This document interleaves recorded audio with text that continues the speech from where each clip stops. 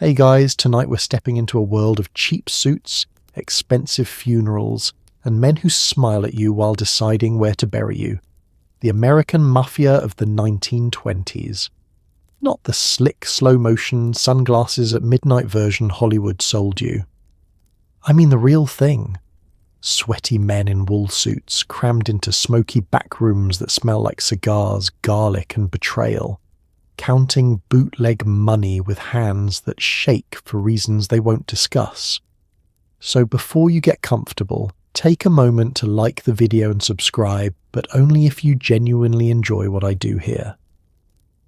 A special thank you to the listener who suggested tonight's topic.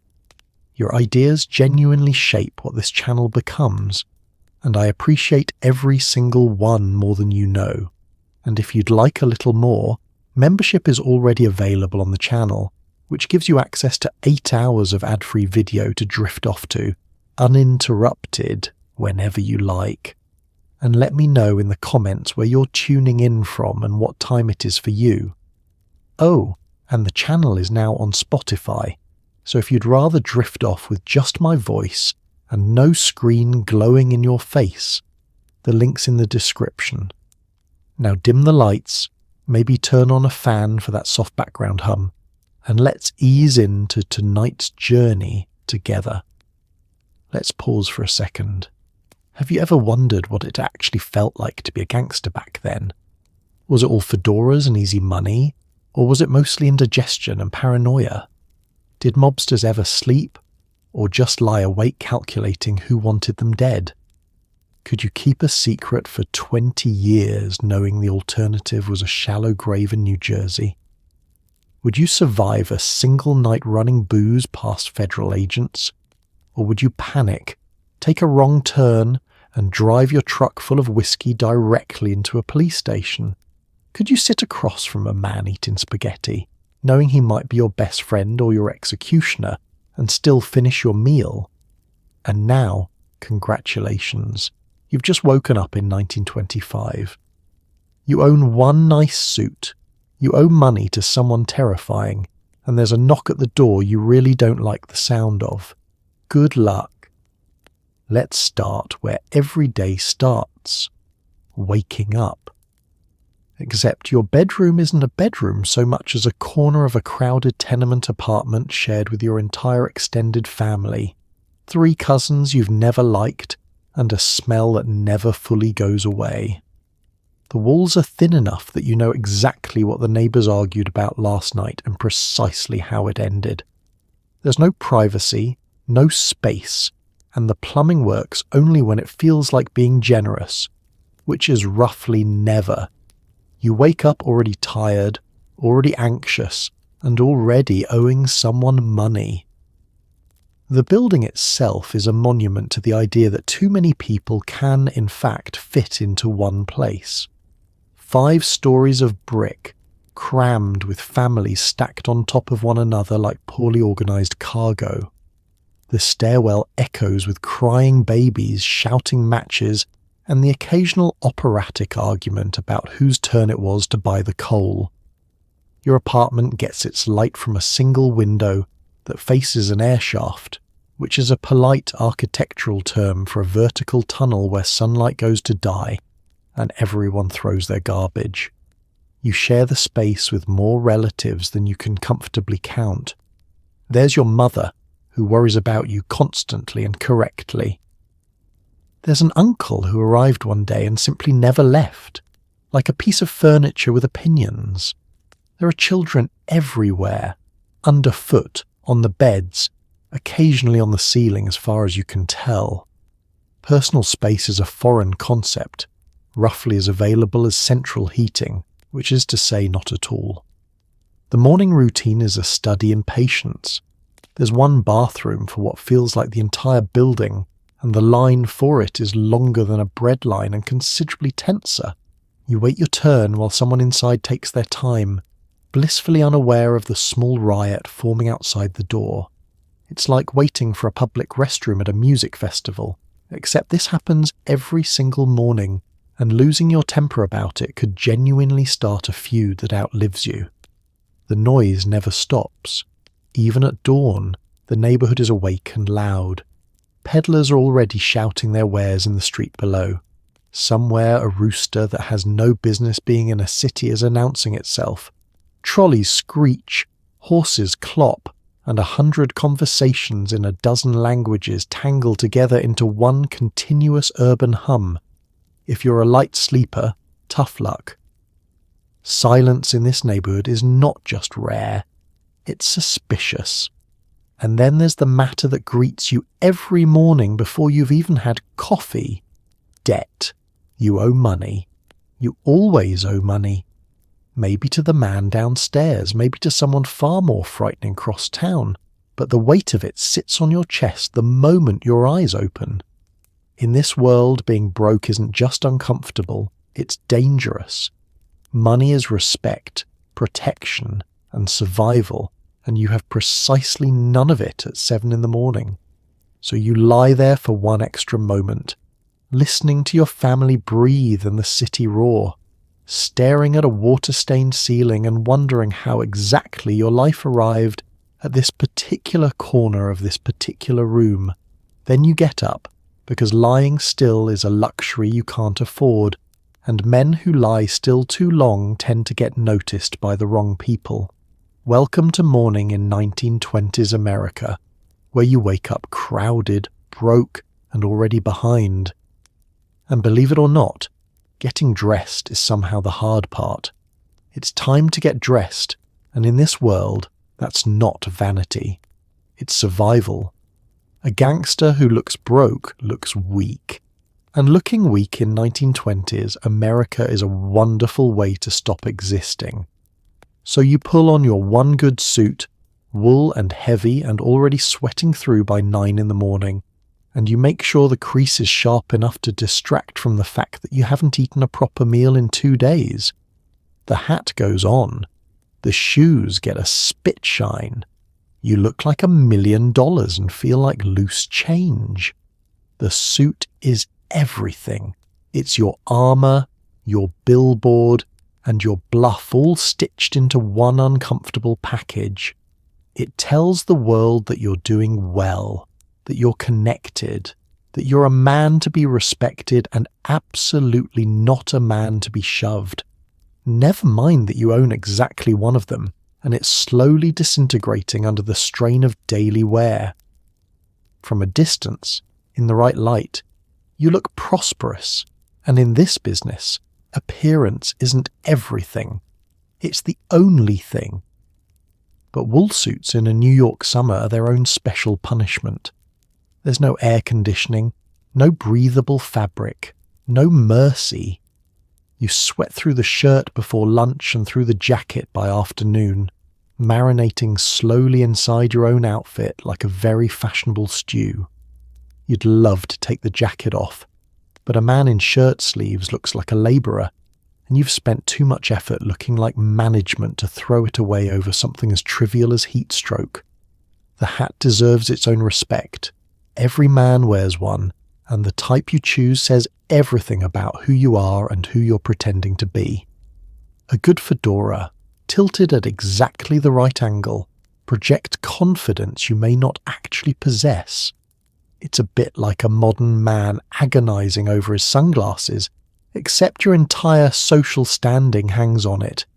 Get the angle wrong, and you look like you're playing dress-up.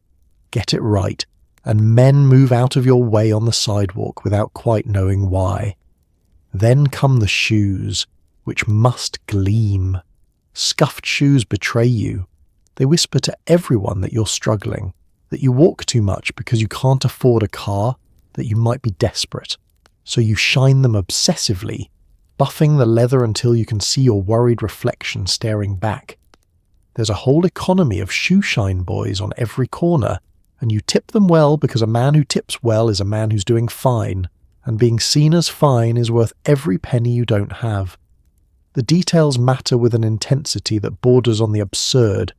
A pocket square, cufflinks, if you can manage them, a tie knotted just so. You inspect yourself in a cracked mirror like a general reviewing his troops, because every element of this ensemble is a small argument for your own importance. It's exhausting, frankly. Imagine getting ready for the most important job interview of your life, then doing it every single day, forever, knowing failure means something far worse than not getting the position. And here's the beautifully grim part. All this effort, all this sweat and shine and careful tailoring is designed to convince dangerous men that you belong among them. You're dressing not to attract admiration, but to avoid becoming a target. The suit is a costume, the confidence is a performance, and underneath it all is a nervous man hoping nobody looks too closely. So you square your shoulders, adjust the hat one final time, and step out looking untouchable. Now, if only you could do something about the fact that you're starving. It's time for breakfast. And unlike your medieval ancestors, at least yours won't try to kill you directly. It'll just sit in your stomach like a brick while your nerves do the rest. You grab espresso strong enough to strip paint and maybe a pastry from the corner bakery, which doubles as a front for something you're not supposed to ask about. You eat standing up, eyes on the street, because sitting down with your back to a window is the kind of habit that ends careers. Breakfast isn't a meal here.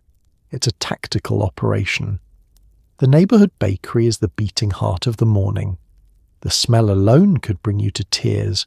Fresh bread and sweet pastry and coffee, thick enough to chew, wafting out onto a street that otherwise smells like horses and ambition. The old woman behind the counter has known you since you were a child.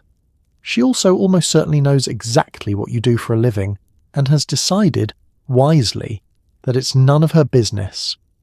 She just slides you your coffee and a bit of extra pastry and says nothing, which is the highest form of neighborhood love. The espresso is a religion unto itself.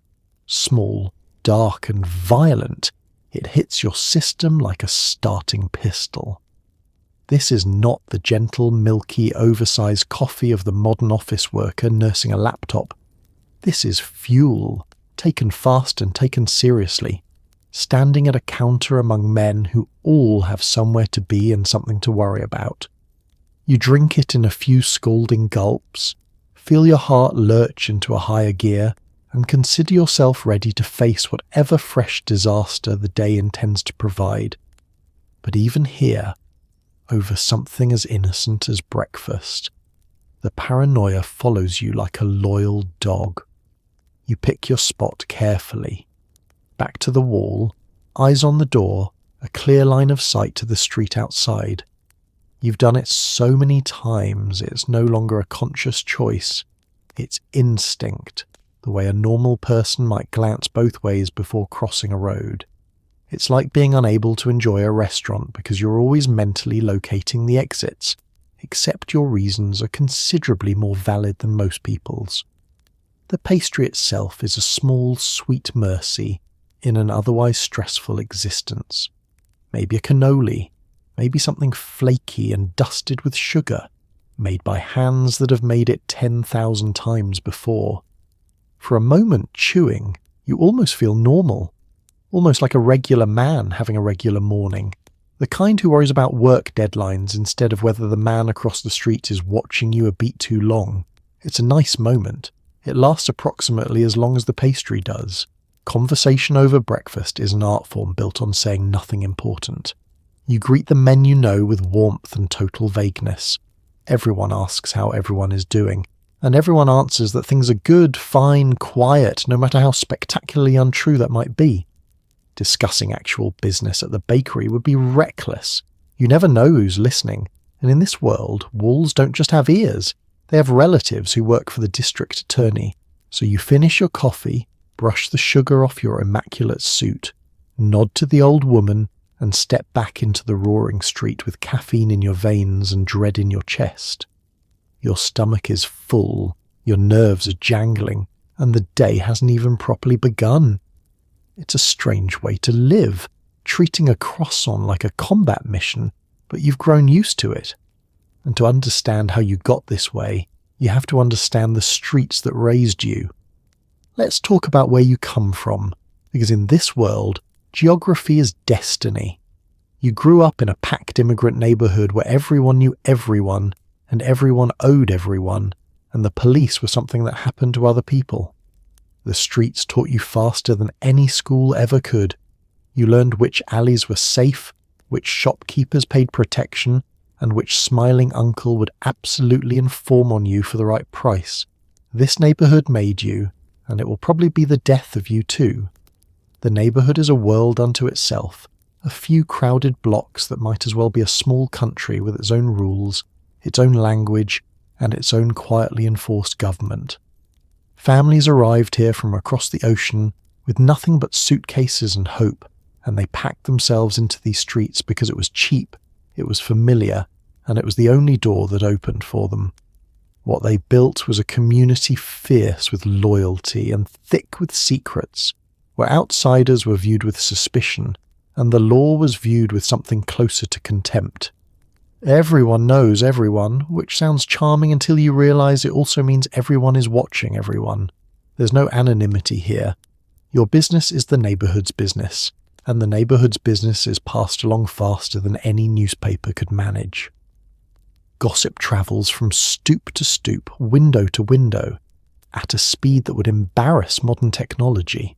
You can't sneeze on one corner without someone 3 blocks away asking if you've caught a cold and whether it's serious. The streets themselves were your real education. While other children in other places learned arithmetic and penmanship, you learned the geography of survival. You knew which routes home avoided trouble, which men to greet respectfully, which corners belonged to which crews, and which doorways were best avoided after dark. It's the kind of knowledge no school ever teaches, no book ever prints, absorbed instead through scraped knees, close calls, and the occasional very memorable lesson delivered by someone older and rougher. Poverty pressed down on everything like weather. Money was scarce, work was scarcer, and honest labour paid so little that it barely qualified as a plan. Fathers broke their bodies in factories and on docks for wages that vanished the moment they arrived. Watching that day after day, a young person could be forgiven for wondering whether there might be a faster road, a shorter path, a way to skip the decades of exhaustion. And there were men in the neighbourhood, well-dressed men with easy smiles and full pockets, happy to show you exactly where that path began. Loyalty here was everything, and betrayal was the only true sin. You protected your own. You kept your mouth shut. You never, ever brought the police into a neighbourhood matter because the police were outsiders, and outsiders could not be trusted with the delicate, dangerous business of how things really worked. This code wasn't written anywhere, but it was more binding than any law, and everyone learned it early. Break it, and you didn't just get in trouble, you became a stranger in the only place that had ever felt like home. And yet, for all its hardship and menace, the neighbourhood had a warmth that's genuinely hard to explain. There was music from open windows, food shared between families, festivals that spilled joyfully into the streets, and a sense of belonging that money couldn't buy. It was a place that could love you and destroy you in the same breath, often on the same afternoon. This is what shaped you, this beautiful, brutal, suffocating world. So it's no great mystery how you ended up where you did, or who first came knocking with an offer. Let's rewind to the moment your life went sideways. Recruitment. Nobody handed you a business card. There was no interview, no resume, no charming office with a fern in the corner. Instead, someone older, someone who drove a nicer car and never seemed to work, noticed you were hungry, loyal, and not too squeamish. It started small. Run this envelope, watch that corner, don't ask questions, and by the time you realized you'd joined something, you were already in too deep to politely excuse yourself. It began, as these things do, with attention. A man in the neighbourhood, respected and slightly frightening, started noticing you. Maybe he saw you win a fight you shouldn't have won. Maybe he saw you keep quiet when a lesser boy would have talked. Maybe he simply saw a young person who was tired of being poor and unafraid of a little risk. Whatever it was, he marked you the way a scout marks talent, and one day he called you over, put a hand on your shoulder, and asked if you wanted to make a little money. The first jobs were almost insultingly simple. Deliver a package and don't look inside. Stand on a corner and let someone know if you see a police uniform. Carry a message from one man to another and forget you ever carried it. Nothing that felt like a crime. Nothing that kept you up at night. Just small favours for a generous man who tipped well and treated you with a respect no honest employer ever had. It felt less like joining the underworld and more like being adopted by a wealthy, mysterious uncle. And the money, modest as it was, changed everything. For the first time in your life, you had a little something in your pocket that you'd earned yourself. You could help your mother. You could buy that suit. You could walk down the street feeling like somebody instead of nobody. That feeling is more addictive than any substance, and the men who recruited you knew it perfectly well. They weren't just paying you. They were showing you a version of yourself you desperately wanted to keep being. The trap, and it was absolutely a trap, was that each favour was slightly larger than the last. Today, it's a package. Next month, it's collecting a debt. The month after that, it's standing behind someone who's collecting a debt while looking appropriately menacing. The line you swore you'd never cross keeps moving, one small step at a time, so gradually that you never notice the exact moment you became the very thing your mother prayed you wouldn't. It's the slow boil, and you're the frog, and the water's been warming for months. By the time you understood what you were part of, leaving was no longer an option on the menu. You knew things now. You'd seen faces, carried secrets, been present for matters that men would kill to keep quiet. A person who knows that much and walks away is not a former employee. He's a loose end, a liability, a problem that solves itself with a quiet conversation in an alley. The door that seemed so welcoming when you entered turned out to lock only from the inside, and only they held the key. So you stayed, because staying was survival and leaving was suicide, and because some stubborn part of you still enjoyed the money, the respect, and the electric thrill of being someone who mattered. You told yourself you were in control, that you'd get out when you'd saved enough, that you were smarter than the men who'd been swallowed whole before you. Everyone tells themselves that. Almost nobody manages it. And soon enough, they'll ask you to make it official, with an oath that binds you tighter than any contract ever could. It's time to talk about loyalty, the invisible chain around your neck. In this world, you don't join a company, you join a family. And family is the most dangerous word in the entire dictionary. There are rules, spoken and unspoken. You obey the men above you. You never betray your own. You keep your mouth permanently, professionally shut. Breaking these rules doesn't get you fired. It gets you a funeral where nobody makes eye contact with your widow. Welcome to the family. You can never, ever leave. The word family is used here with deadly seriousness, and it's a master stroke of psychology. It takes the deepest, warmest bond a human being can imagine and wraps it around a criminal enterprise until the two become impossible to separate. These men aren't your co-workers. They're your brothers, your fathers, your blood by choice. You're expected to love them, defend them, and sacrifice for them the way you would for actual kin.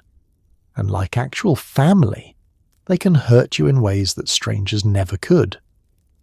Loyalty is the currency that matters most, more than money, more than skill, more than intelligence. A brilliant man who can't be trusted is worthless and probably doomed. A dim but devoted one can rise higher than his talents ever should, purely because the men above him know he'll never talk and never betray. In a world without contracts, without courts, without any legal way to enforce an agreement, loyalty is the only glue holding the entire operation together, and it's guarded with a ferocity that would be admirable if it weren't so lethal. Then there's silence, the sacred vow at the centre of everything. You do not talk, not to the police, not to reporters, not to your friends, not to your wife, not to the priest, not to anyone about anything, ever. This wall of silence protects the whole structure and everyone within it from the outside world. It's a bit like being asked to keep the world's most important secret forever under penalty of death with no vacation days. The pressure of holding that much silence for that long does things to a man's mind that no amount of money can repair. Obedience runs upward in a strict, unbending line. The men above you give orders, and you carry them out, and you do not ask why. Questioning is dangerous. Hesitating is dangerous. Suggesting a better idea can be the most dangerous thing of all, depending on the mood of the man you're suggesting it to. It's the world's worst workplace hierarchy, where a bad performance review isn't a stern conversation but a permanent one, and where climbing the ladder requires you to never, ever appear to want the rung above you too badly. And the punishments, when they come, are designed as much for the audience as for the victim. The point of making an example of a traitor isn't just to remove him, it's to remind everyone watching exactly what happens to those who break faith. Fear is a management tool applied liberally and publicly. Everyone knows the stories, whispered and half legendary, of what became of men who talked or ran or betrayed. You don't need to have witnessed it yourself. The stories do their job, sitting in the back of your mind every single day like a permanent unpaid tenant. So you swear yourself to this family, this loyalty, this silence, and in doing so you trade your freedom for belonging and your future for protection. It feels powerful in the moment, being part of something larger than yourself, something feared and respected. It's only later on the sleepless nights that you understand the true price. You've bound yourself to people who own you completely, in a life you can never leave, held in place by love and terror in equal measure. And the machine that all this loyalty serves runs on one thing above all, an ocean of illegal alcohol. Now let's talk about the reason you have any money at all: Prohibition.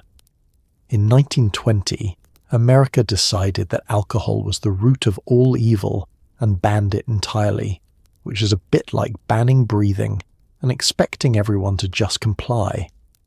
Overnight, a legal product became illegal, wildly profitable, and controlled by men exactly like you. The government handed organized crime the greatest gift in its history and then acted surprised. You didn't create the thirst, you just got very rich selling water to a drowning man. The logic behind it at the time seemed almost noble to its supporters. Reformers had spent decades arguing that alcohol destroyed families, ruined workers, and rotted society from within. They weren't entirely wrong either. Drinking really did wreck plenty of lives.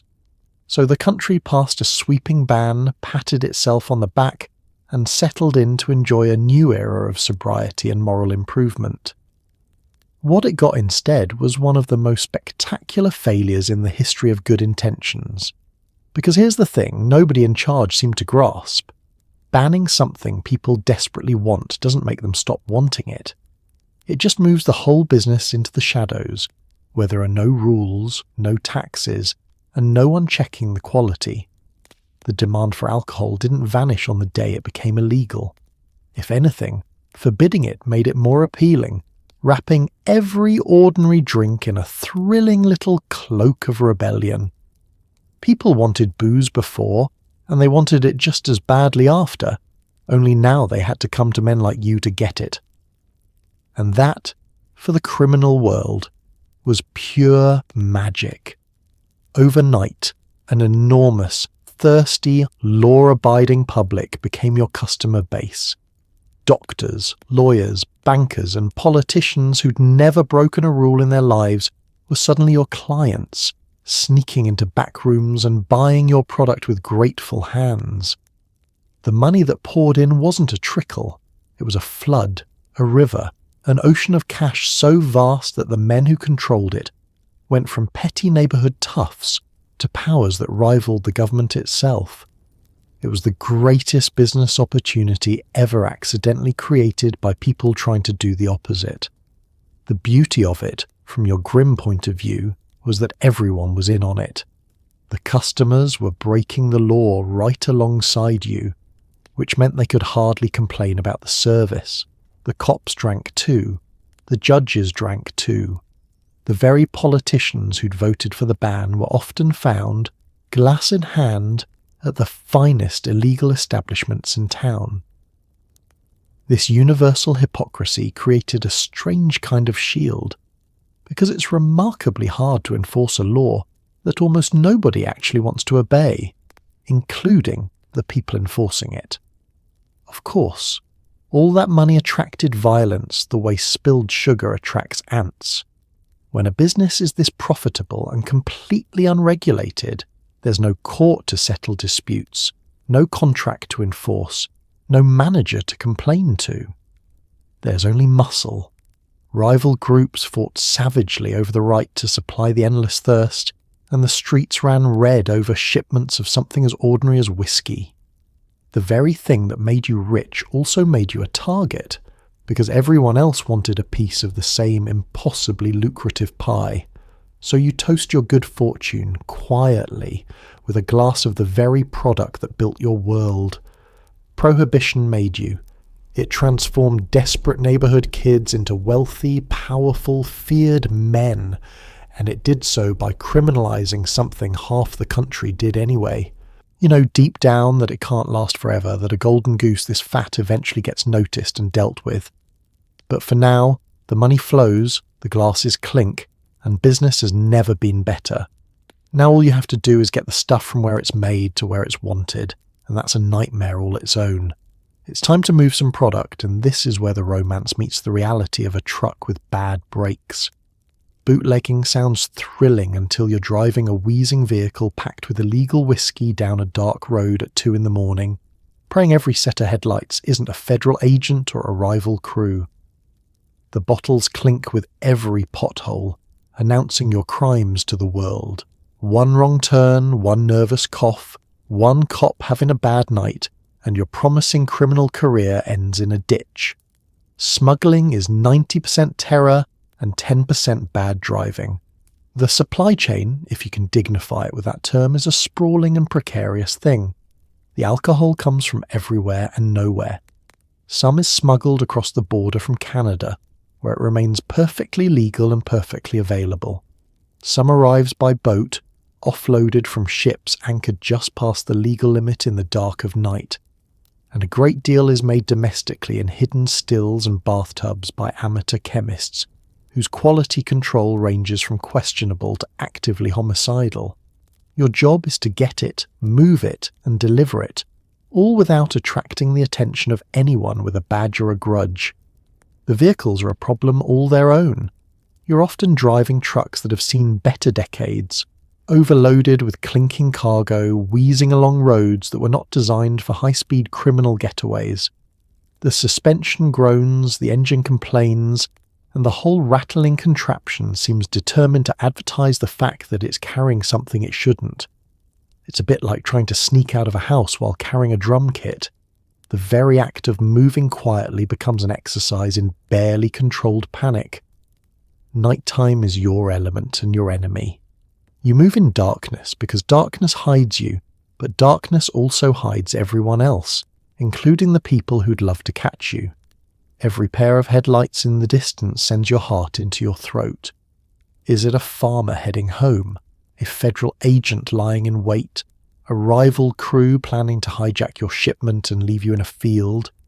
You won't know until they're close, and by then your options have narrowed considerably. The tension of those long, dark drives could age a man a decade in a single season. Then there are the hijackers, who represent one of the great ironies of your profession. You can hardly report a stolen shipment of illegal whiskey to the police, which makes your cargo the perfect thing to steal. Rival crews know this, and they lie in wait along the routes, ready to run you off the road and relieve you of a fortune in booze. So you're not just avoiding the law, you're avoiding your own kind. Other desperate men who've done the math and decided that robbing you is easier than smuggling for themselves. The routes must be planned with the care of a military campaign. You memorize back roads, alternate paths, and safe places to stop. You learn which stretches are watched and which are quietly ignored, often because the right person has been paid to ignore them. A single delivery might involve half a dozen contingency plans, a network of lookouts, and more nervous glancing in the rearview mirror than any human neck should have to endure. It's exhausting. High-stakes work dressed up in the public imagination as some kind of glamorous adventure. And when the delivery finally goes through, when the cargo reaches its destination and the money changes hands, the relief is almost overwhelming. You've survived another run. You've beaten the law, the rivals, and the terrible breaks one more time. Of course, there's another run tomorrow, and the one after that, each one another roll of the dice with your freedom and your life. But for tonight, the whiskey's delivered, and somewhere across town, behind an unmarked door, it's about to make a lot of people very happy indeed. Let's step inside the beating heart of the whole operation, the speakeasy. Behind an unmarked door, down a suspicious staircase, past a man whose entire job is deciding whether your face lives or dies, lies a hidden world of music, laughter, and shockingly overpriced gin. You'd think a criminal hideout would be grim, but no, it's packed with the wealthy, the desperate, and the reckless, all pretending they're not committing a federal crime while a jazz band plays loud enough to cover the sound of trouble. It's glamorous, it's illegal, and it's one police raid away from chaos. Getting in is its own little ritual, part theatre and part security check. There's a door that looks like nothing in an alley that smells like everything, and a small sliding panel through which a pair of unfriendly eyes evaluates your worthiness. You might need a password, whispered like a schoolboy sharing a secret. You might just need the right face and the right clothes. Get it right, and the door swings open onto another world. Get it wrong, and you're left standing in the alley, rejected by a criminal establishment, which is its own special kind of humiliation. Inside, the transformation is total. The grime and worry of the street fall away, replaced by warm light, rich fabrics, and the golden glow of a place designed to make you forget your troubles and empty your wallet. Jazz spills from a live band, wild and new and thrilling, the soundtrack of a generation determined to have a good time in defiance of the law. People are dancing, drinking, laughing too loudly, all of them united by the delicious shared secret that every single one of them is technically a criminal tonight. The clientele is a fascinating cross-section of a society that publicly supports Prohibition and privately ignores it entirely. There are wealthy socialites in glittering dresses. There are businessmen loosening their ties. There are politicians who voted for the ban, cheerfully violating it in a dim corner. There are workers spending money they don't have, and criminals spending money they definitely shouldn't discuss. For a few hours, all these worlds mix freely, lubricated by illegal liquor and the intoxicating thrill of doing something forbidden. The drinks themselves are a gamble dressed up as glamour. The quality of illegal alcohol varies wildly, from smooth imported whiskey to homemade concoctions that could reasonably be classified as a weapon. This is where the elaborate cocktail truly earned its place in history, because mixing the booze with juices, syrups, and anything sweet helped disguise the fact that the base spirit occasionally tasted like paint thinner and ambition. You're paying a small fortune for these drinks, of course, but that's rather the point. The prices are as illegal as the product. For you, working in this world, the speakeasy is where the money finally comes home. All that smuggling, all those terrifying midnight drives, all that risk exists to fill these glasses and these hidden rooms. You watch the cash flow in and feel a certain grim satisfaction. This is the payoff, the visible reward for an invisible and dangerous supply chain. But you never fully relax because you know what's always lurking at the edge of the party, waiting for its moment. And that moment is the raid, the ever-present threat that hangs over every speakeasy like a low cloud. At any time, the police who haven't been paid, or the federal agents who can't be, might come crashing through that unmarked door, and then the beautiful illusion shatters instantly. Drinks get dumped, patrons scatter, and the elegant hidden world reveals itself for the criminal operation it always was. So you enjoy the music, you count the money, and you keep one eye on the exit, because in this business, even the good nights are only ever borrowed. Let's talk about hygiene, because unlike a medieval peasant, you're actually expected to smell good, which is its own kind of pressure. Image is everything. So you slick your hair back with enough pomade to waterproof a boat, splash on cologne that could knock out a horse, and shave with a straight razor that reminds you daily how fragile your throat really is. The bathroom is shared, the hot water is a rumour, and you've perfected the art of looking impeccable while living in conditions that would horrify a health inspector. The hair is a serious commitment. The style of the day demands it slicked back, smooth and gleaming, moulded into place with generous quantities of pomade that smell strongly and hold firmly. You work it through with a comb until every strand submits, creating that hard, polished look that says you're a man of substance and standards. It takes time, it takes product, and by the end your hair could probably deflect like rainfall. But it looks sharp, and looking sharp is not optional in a world where appearance is a form of armour.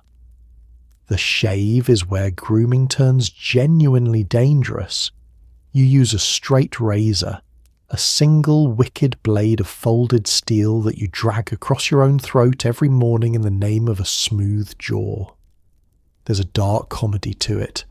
A man who spends his days worried about who might cut his throat, cheerfully doing a small version of it to himself before breakfast. One slip, one unsteady hand, one distracting thought at the wrong moment, and you've given yourself a nasty reminder of exactly how thin the line is between grooming and grievous injury. Many men outsource this terror to the barbershop, which is far more than a place to get a haircut. The barbershop is a social institution, a place to relax, to gossip, to hear the news that never makes the papers, and to be groomed to perfection by a man who does this all day. You lean back, hot towel on your face, and for a few minutes you let someone else hold the razor, which requires a level of trust that says a great deal about who you consider a friend. The barbershop is also conveniently an excellent place to conduct quiet business while appearing to do nothing but get a trim. The cologne is applied with an enthusiasm that borders on chemical warfare. You want to smell prosperous, refined, like a man who has his life together, so you splash it on generously, sometimes a little too generously. The goal is to announce your arrival pleasantly, though the execution occasionally announces it from across the street. Still, in a world where plenty of people still smell like the hard lives they lead, a cloud of expensive cologne is a statement, and you're more than happy to make it. Subtlety be damned. The comedy of all this effort is the setting in which it happens. You emerge from your grooming looking like a magazine advertisement, immaculate from your gleaming hair to your polished shoes, and you do it in a cramped apartment with a bathroom shared by a dozen people and hot water that shows up only on special occasions. You are, in effect, a beautifully wrapped present sitting in a very run-down room. The contrast is absurd, but it's the whole point. The polished exterior is a lie you tell the world, and you tell it very well. Because in the end, all this pomade and cologne and razor-edged risk serves the same master as the suit and the shined shoes, the relentless need to project success, strength, and belonging. You cannot afford to look poor, tired, or struggling, even when you're all three. So you buff and shave and slick and splash, transforming yourself each morning into the confident, prosperous man the world needs to see. It's exhausting, it's a performance, and it never, ever stops. And once you're polished to a shine, it's time to go and stand before the one man whose opinion of you decides everything. It's time to meet the man who owns your life, the boss. He sits in the back of a restaurant that never seems to serve food, surrounded by men who laugh at his jokes a half-second too fast. He's charming, generous, and absolutely terrifying, because you've seen how quickly that warmth can vanish. To him, you're useful, and useful is a wonderful thing to be right up until the moment you're not. You die for this man. You might also die because of him. He knows both, and it doesn't trouble his appetite. The boss doesn't look like a monster, and that's precisely what makes him so unnerving. He looks like a prosperous uncle, well-fed and well-dressed, with a warm smile and a habit of remembering your mother's name and asking after her health. He buys drinks for the whole room. He hands out money to struggling families in the neighbourhood and gets praised as a generous benefactor. He is, by every visible measure, a beloved and respectable man, which is a brilliant disguise for what he actually is. His court, because that's really what it is, gathers around him in the back of his favourite establishment. Men lean in to catch his words. They laugh at his humour with a speed and volume that has nothing to do with whether the joke was funny. They compete quietly for his favour, for a nod, for a moment of his attention, because his approval is the closest thing to safety this world offers. It's a bit like watching courtiers flatter a king. If the king could have you killed for a poorly timed comment and nobody would ever find the body. The power he holds is total and largely unspoken. He rarely needs to raise his voice or make an explicit threat, because everyone in the room already understands exactly what he's capable of. A slight change in his expression can silence a table. A quiet word can end a career, or a life. He has spent years building this authority, brick by careful brick, and it now surrounds him so completely that he wears it like a comfortable coat. You feel it the moment you enter his presence, a pressure in the air that keeps everyone just slightly off balance. And yet, the relationship is genuinely complicated, which is what makes it so dangerous to your peace of mind. The boss can be truly kind. He can be generous, protective, even fatherly, taking care of his men and their families in ways that inspire real devotion. You might find yourself loving him, grateful for his patronage, eager to earn his praise. This affection is not entirely fake either, which is the trap. It makes it that much harder to remember that the same man who buys your children Christmas presents would sacrifice you without hesitation the instant it served his interests. Because that's the iron rule beneath all the warmth. To the boss, you're ultimately a resource. A useful, valued resource perhaps, but a resource nonetheless. As long as you're profitable, loyal, and low risk, you're cared for. The moment you become a liability, a threat, or simply inconvenient, the calculation changes, and no amount of past loyalty or shared meals will save you. He didn't rise to this position by being sentimental, and he won't keep it by being sentimental now. So you serve him with a mixture of love and terror that never fully resolves into either.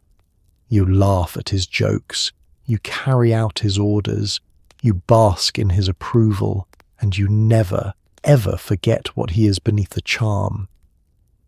It's an exhausting way to relate to another human being, this constant blend of devotion and fear. But it's the only way to survive in his orbit, and his orbit is the only place worth being. Now, if you play it right, there's always the tantalizing possibility of climbing a little higher. Let's talk ambition, that quiet little voice telling you that you deserve more. In the mob, there's a ladder, and everyone's trying to climb it. but the rungs are slippery and coated with the ambitions of dead men. You start as a nobody, an errand runner, a face in the crowd. If you're smart, loyal, and lucky, you rise. If you're too ambitious, too visible, or too clever for your own good, you rise briefly and then disappear. Promotion in this world is thrilling, dangerous, and often terminal. The structure is surprisingly rigid for an organization built entirely on crime. There's a clear hierarchy, with the boss at the top and layers of men beneath him, each with their own rank, their own responsibilities, and their own slice of the profits. At the bottom are the newcomers, the runners and lookouts and general dog's bodies who do the small, thankless tasks.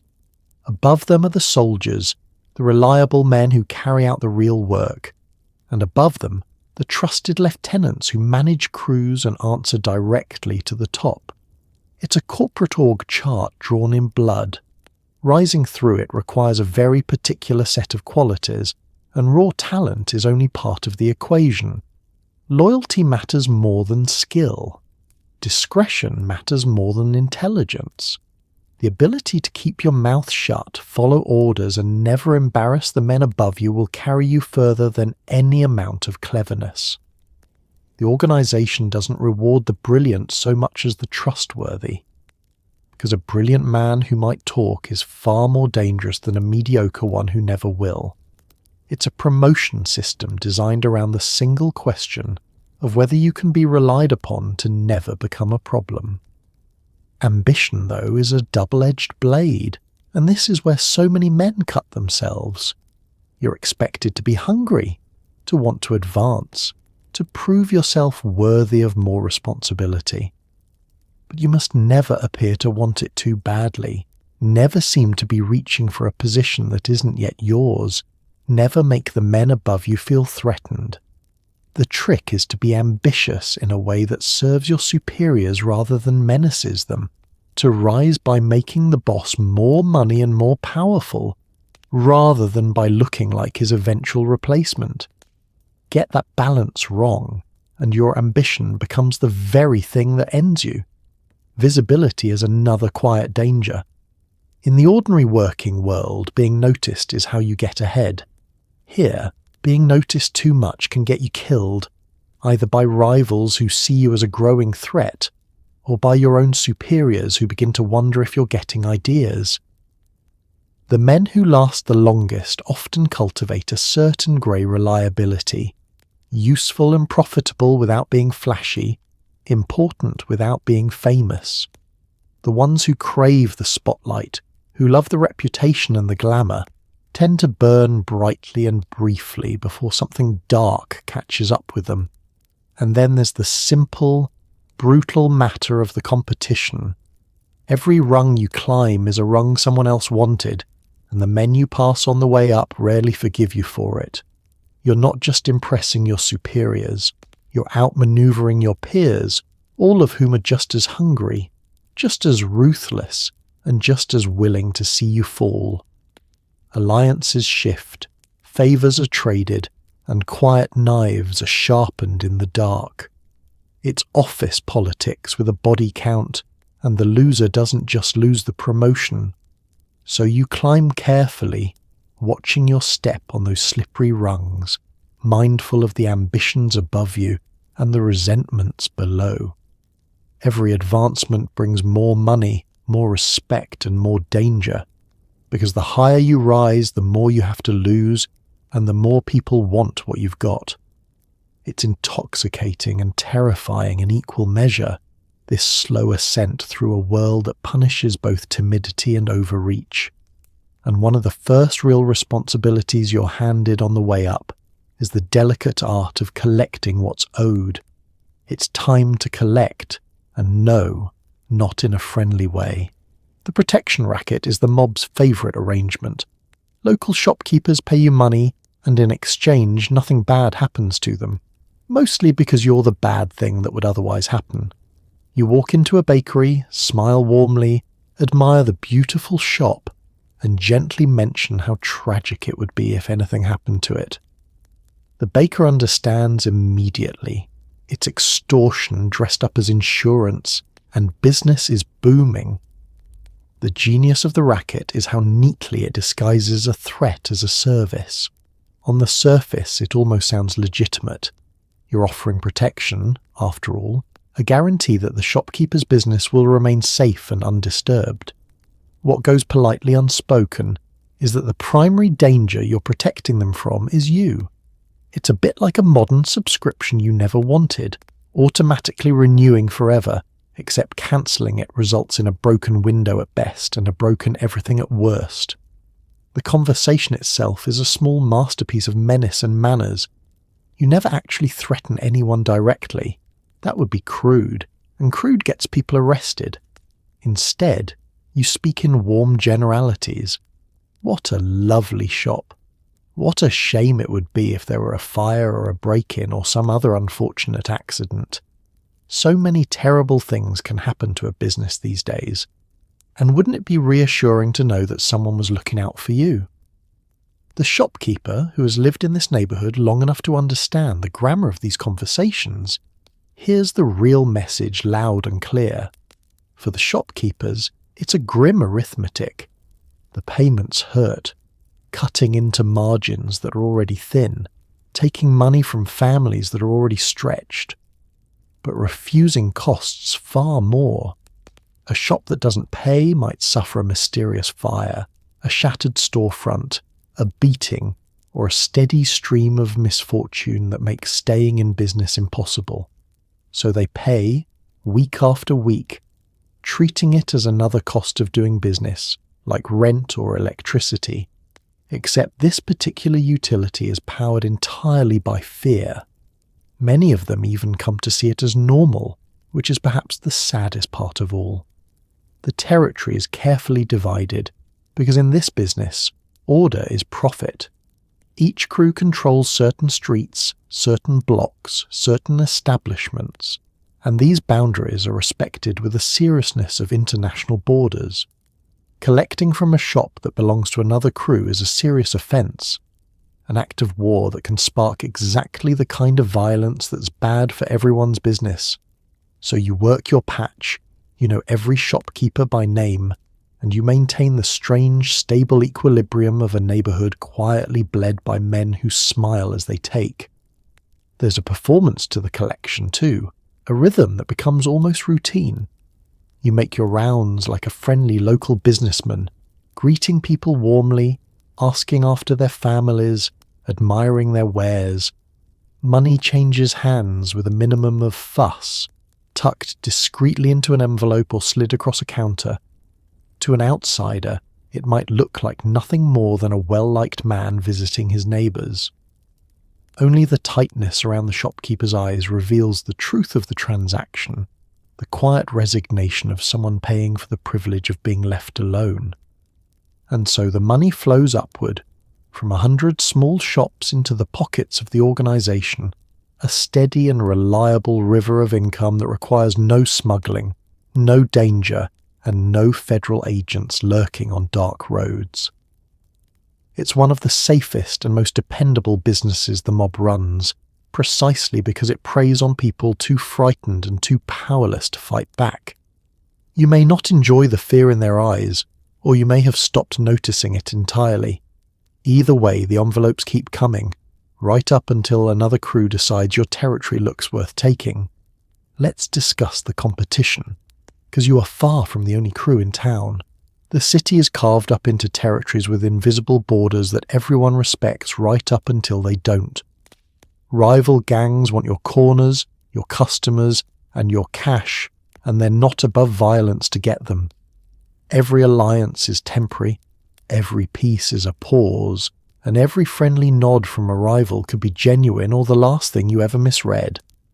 In this business, your competitors don't file complaints, they send messages. The city is a patchwork of controlled territories, each belonging to a different organisation, each defended with a fierce and jealous energy. These borders don't appear on any map, but everyone in the business knows them precisely, down to the individual street and sometimes the individual building. cross into someone else's territory to do business, and you've committed a provocation that demands a response. It's a bit like a nature documentary about competing predators. If the predators wore tailored suits and settled disputes with automobiles and gunfire, the competition is fundamentally about money, as it always is. During Prohibition, the profits are so enormous that every crew wants a bigger share, and the only way to grow is to take from someone else. More territory means more speakeasies to supply, more shops to shake down, more corners to control, and more cash flowing upward.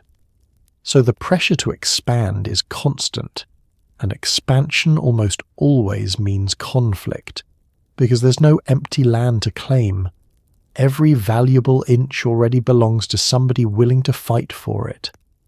Alliances form and dissolve with dizzying speed, and this is perhaps the most treacherous aspect of the whole arrangement. Today's partner is tomorrow's enemy. Two crews might cooperate happily against a common rival, then turn on each other the moment that rival is dealt with. Deals are struck and broken. Truces are declared and violated. Trust in the ordinary sense barely exists, because everyone understands that everyone else is ultimately looking out for their own interests. You learn to treat every agreement as temporary and every friendly gesture as potentially strategic. Reading the other crews becomes a vital and exhausting skill. You spend enormous energy trying to understand their intentions, their strengths, their plans. Are they expanding? Are they weak? Are they about to make a move on your territory? A misread can be catastrophic. Mistake a genuine threat for an empty gesture, and you're caught unprepared. Mistake a friendly overture for an attack, and you might start a war that didn't need to happen. It's a constant, high-stakes game of interpretation, played with incomplete information and lethal consequences for guessing wrong. The messages these rivals send are rarely delivered in words: a destroyed shipment, a beaten associate, a hijacked truck, a dead body left where it will be found and understood. These are the communications of the underworld, brutal and unambiguous, designed to establish dominance, settle scores, and warn against overreach. You learn to read them the way others read the newspaper, extracting meaning from violence, understanding exactly what each grim delivery is meant to say and who it's meant to say it to. And beneath it all runs the knowledge that any of these tensions could erupt into open warfare at any moment. The peace between crews is always fragile, always provisional, always one insult or ambition or misunderstanding away from collapse. When it does collapse, the streets themselves become battlegrounds, and the careful map of territories dissolves into chaos. You live with this possibility constantly, this sense that the uneasy calm could shatter at any time. And the thing that makes these wars so terrifyingly lethal is a single, ugly invention that changed everything. It's time to talk about the tool that defined the era: the Thompson submachine gun. The Tommy gun turned street disputes into war zones, spraying bullets with all the precision of a garden hose and all the subtlety of a thunderstorm. Suddenly, disagreements that once ended in a fistfight ended in shattered storefronts and screaming pedestrians. You carry protection, always, because everyone else does, and in a world this armed, being the only unarmed man is a very short-term situation. The Thompson submachine gun was originally designed for war, for soldiers in trenches, and it found its way into the hands of criminals with catastrophic results. It could fire an astonishing number of rounds in a matter of seconds, turning a single gunman into a one-man storm of lead. It was compact enough to hide under a long coat and devastating enough to clear a room. In the hands of the underworld, it transformed the scale and speed of violence, taking conflicts that might once have been settled with fists or a single pistol and escalating them into something resembling open combat. The problem from everyone's perspective, including the shooters, was the weapon's complete lack of precision. Firing it was less like aiming and more like pointing a hose and hoping. Bullets went everywhere, chewing through walls, windows, cars, and anyone unfortunate enough to be nearby. This meant that a targeted attack on a single rival often became a bloodbath that caught bystanders, ruined property, and horrified the public. It's the difference between a quiet argument and setting off fireworks indoors. The message gets delivered, but so does an enormous amount of collateral damage. For you, this new reality means that being armed is no longer a choice but a grim necessity. When everyone around you is carrying, going without protection is a form of slow suicide. So you carry a weapon, you stay alert, and you accept that violence could erupt at any moment, in any place, with terrifying speed. The constant readiness is exhausting. You can never fully relax, never stop scanning your surroundings, never quite forget that the next car pulling up beside you might contain a man with a Thompson and your name on his list. The public consequences of all this firepower were impossible to ignore, and they gradually turned the tide of opinion against the whole underworld. In the early days, plenty of ordinary people viewed bootleggers with a certain sympathy, even admiration, as rebels providing a product everyone wanted. But as the bullets started flying in the streets, as innocent people got caught in the crossfire, as storefronts were riddled and children endangered, that sympathy curdled into fear and disgust. The romance of the outlaw fades quickly when his war spills onto your sidewalk. The violence also created a brutal cycle that fed on itself endlessly. Every attack demanded retaliation. Every death required an answer. Every insult, every hijacking, every killing set off a chain of revenge that could escalate without any obvious end.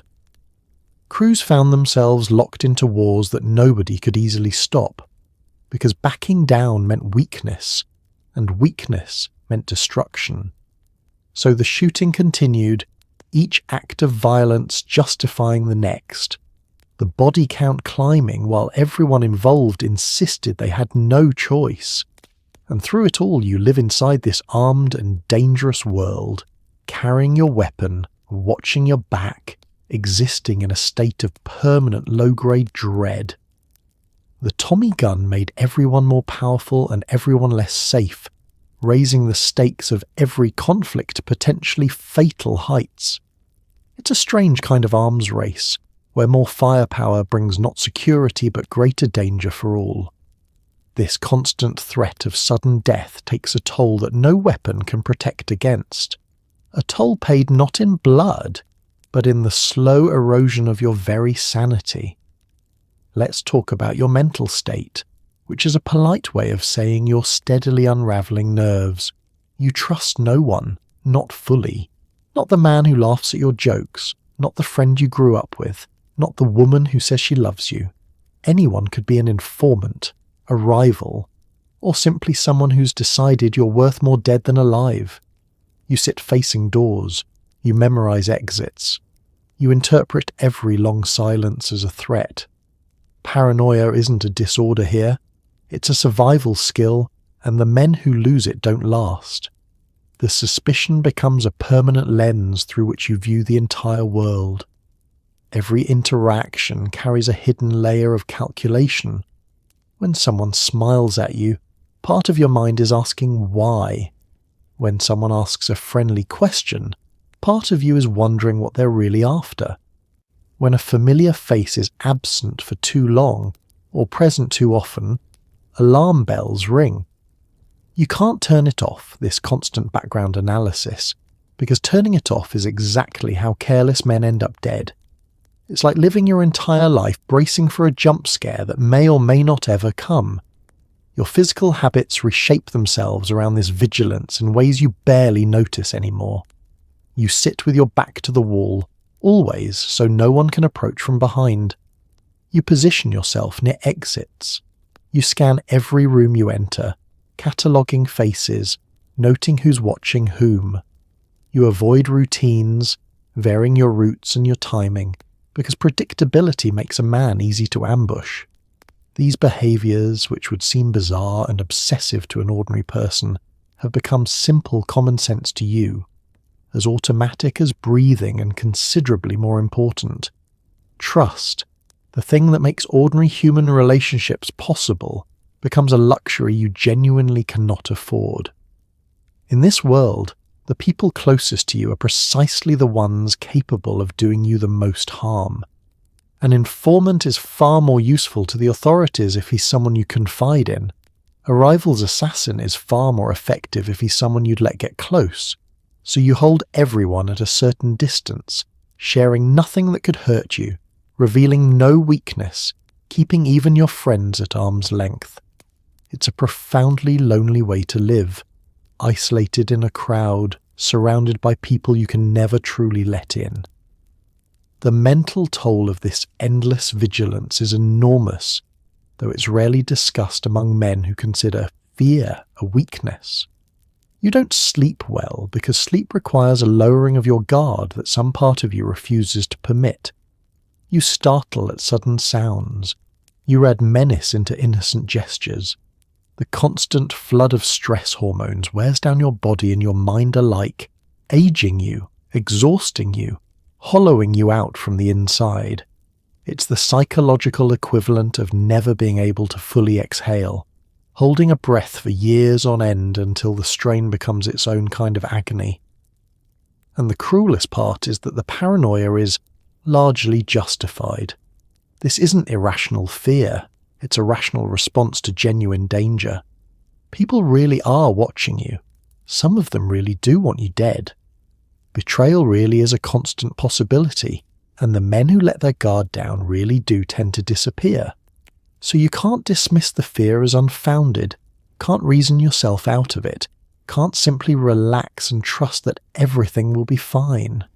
The threat is real, which means the vigilance must be real too, which means the toll must be paid endlessly, with no relief in sight.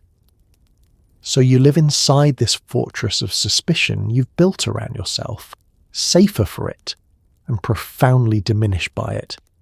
The paranoia keeps you alive, and it slowly kills something inside you at the same time, the capacity for trust, for peace, for the simple ease of being among people you don't have to fear.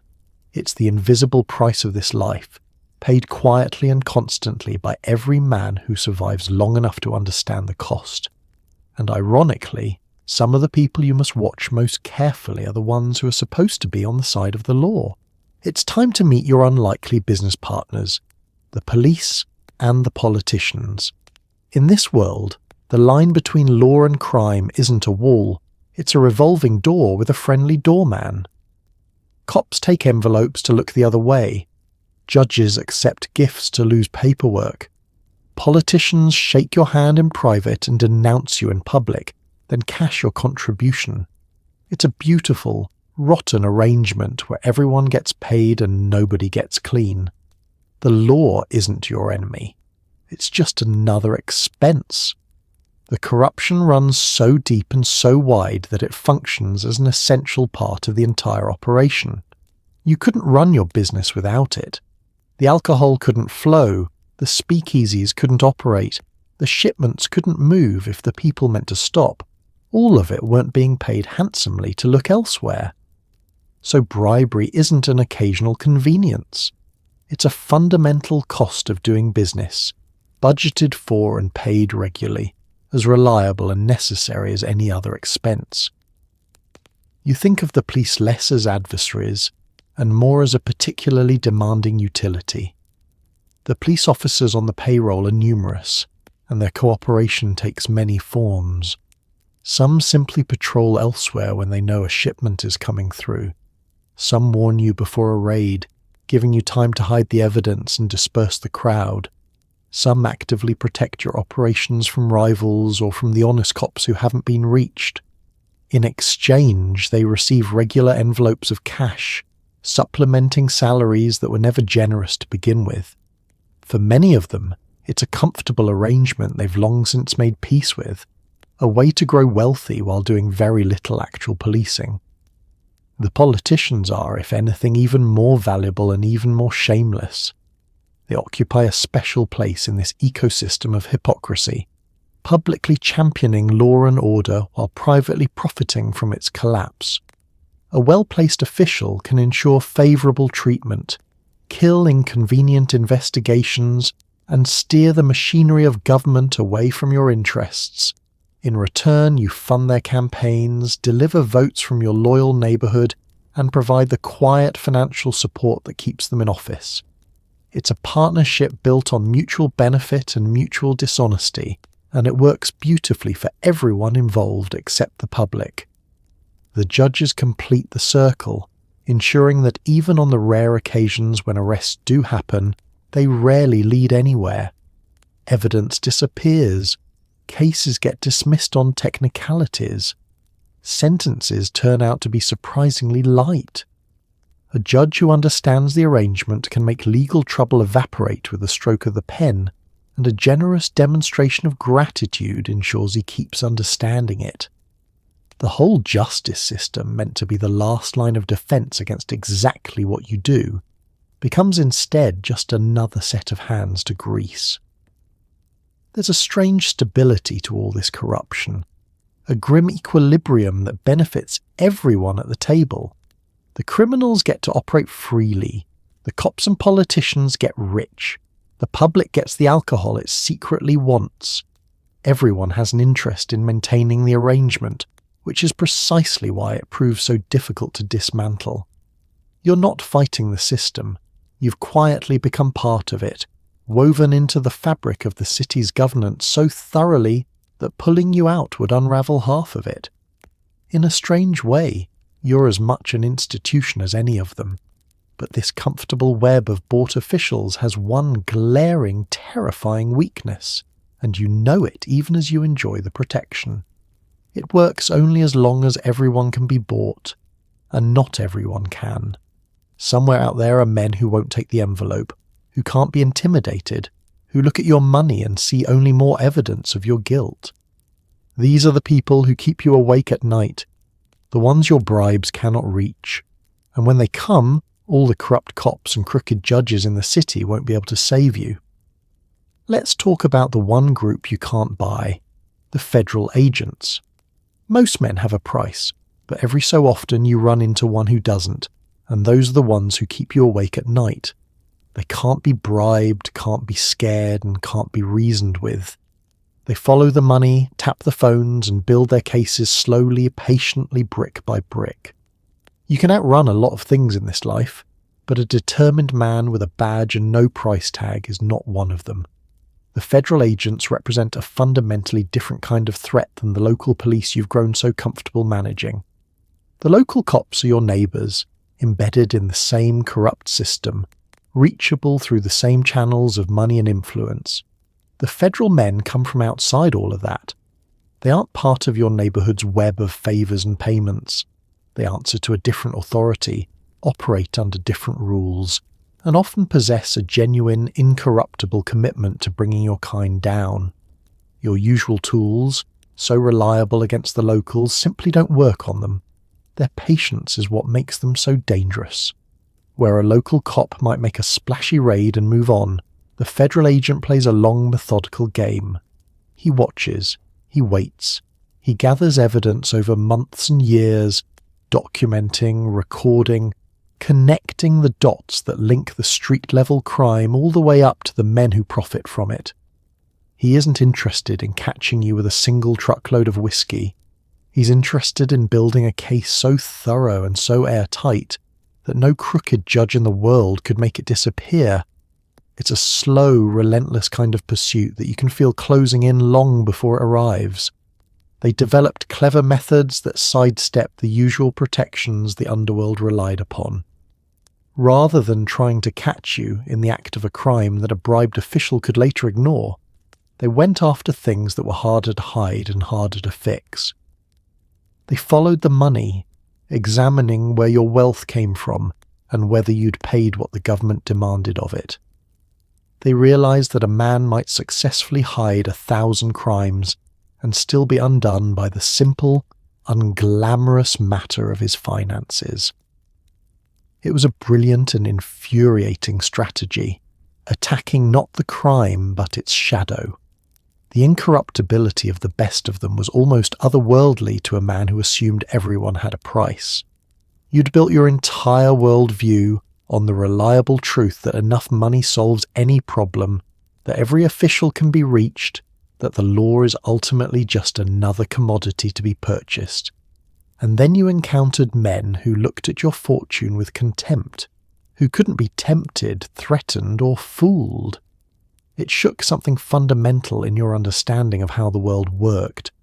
These were the ones who genuinely frightened you, precisely because they defied the logic that had always kept you safe. Their existence forced a constant, gnawing awareness that all your careful protection had limits. You could own every cop and politician in the city and still be vulnerable to a handful of determined outsiders who answered to no one you could reach. This knowledge poisoned your confidence, reminding you that the comfortable arrangement you'd built could be circumvented entirely by the right people with the right resolve. No matter how secure you felt, there was always that shadow, that possibility, that patient man in a plain suit assembling your downfall piece by piece. And so, for all your wealth and influence and carefully purchased immunity, you lived with the knowledge that you could still be caught, still be convicted, still be brought down by the one kind of person your money couldn't touch. It was a humbling and terrifying realization for a man who felt otherwise untouchable. The federal agents were the crack in your fortress, the reminder that no amount of corruption could guarantee your safety forever. But of course, dodging the law was only half your problem, because you also had to manage the mountains of cash that all this crime generated, and that turned out to be its own peculiar headache. It's time to solve a strange problem. You have too much money, and none of it looks legal. Stacks of cash are wonderful until someone asks where they came from, and criminals asking each other for receipts tends to go poorly. So you buy laundromats, restaurants and shops, funneling dirty money through clean businesses until it comes out looking respectable. It's tedious, it's clever, and it's the least glamorous part of crime, which is exactly why the smart ones take it seriously and the reckless ones end up in prison. It sounds like a wonderful problem to have, this excess of illegal money, until you understand the danger it represents. A man with a modest, legitimate job and a fortune in cash raises immediate and awkward questions. How did you afford that house, that car, that lifestyle? Where does the money come from? These are exactly the questions that curious agents love to ask, and having no good answer is how many a criminal has found himself explaining his finances to a very interested government. Wealth. You can't explain isn't an asset. It's a loaded piece of evidence you carry around everywhere. The solution is to make dirty money appear clean, to give it a false but believable history, and this is where the legitimate businesses come in. You buy or establish enterprises that deal heavily in cash, businesses where it's difficult for anyone to prove exactly how much money genuinely came through the door. A restaurant, a laundromat, a nightclub, a shop with steady foot traffic. Then you simply mix your illegal profits into the legitimate takings, reporting far more income than the business actually earned and paying taxes on all of it. The dirty money emerges from this process looking like honest profit, complete with a paper trail to prove it. The cash-heavy business is the key to the whole scheme, precisely because cash is so hard to trace and account for.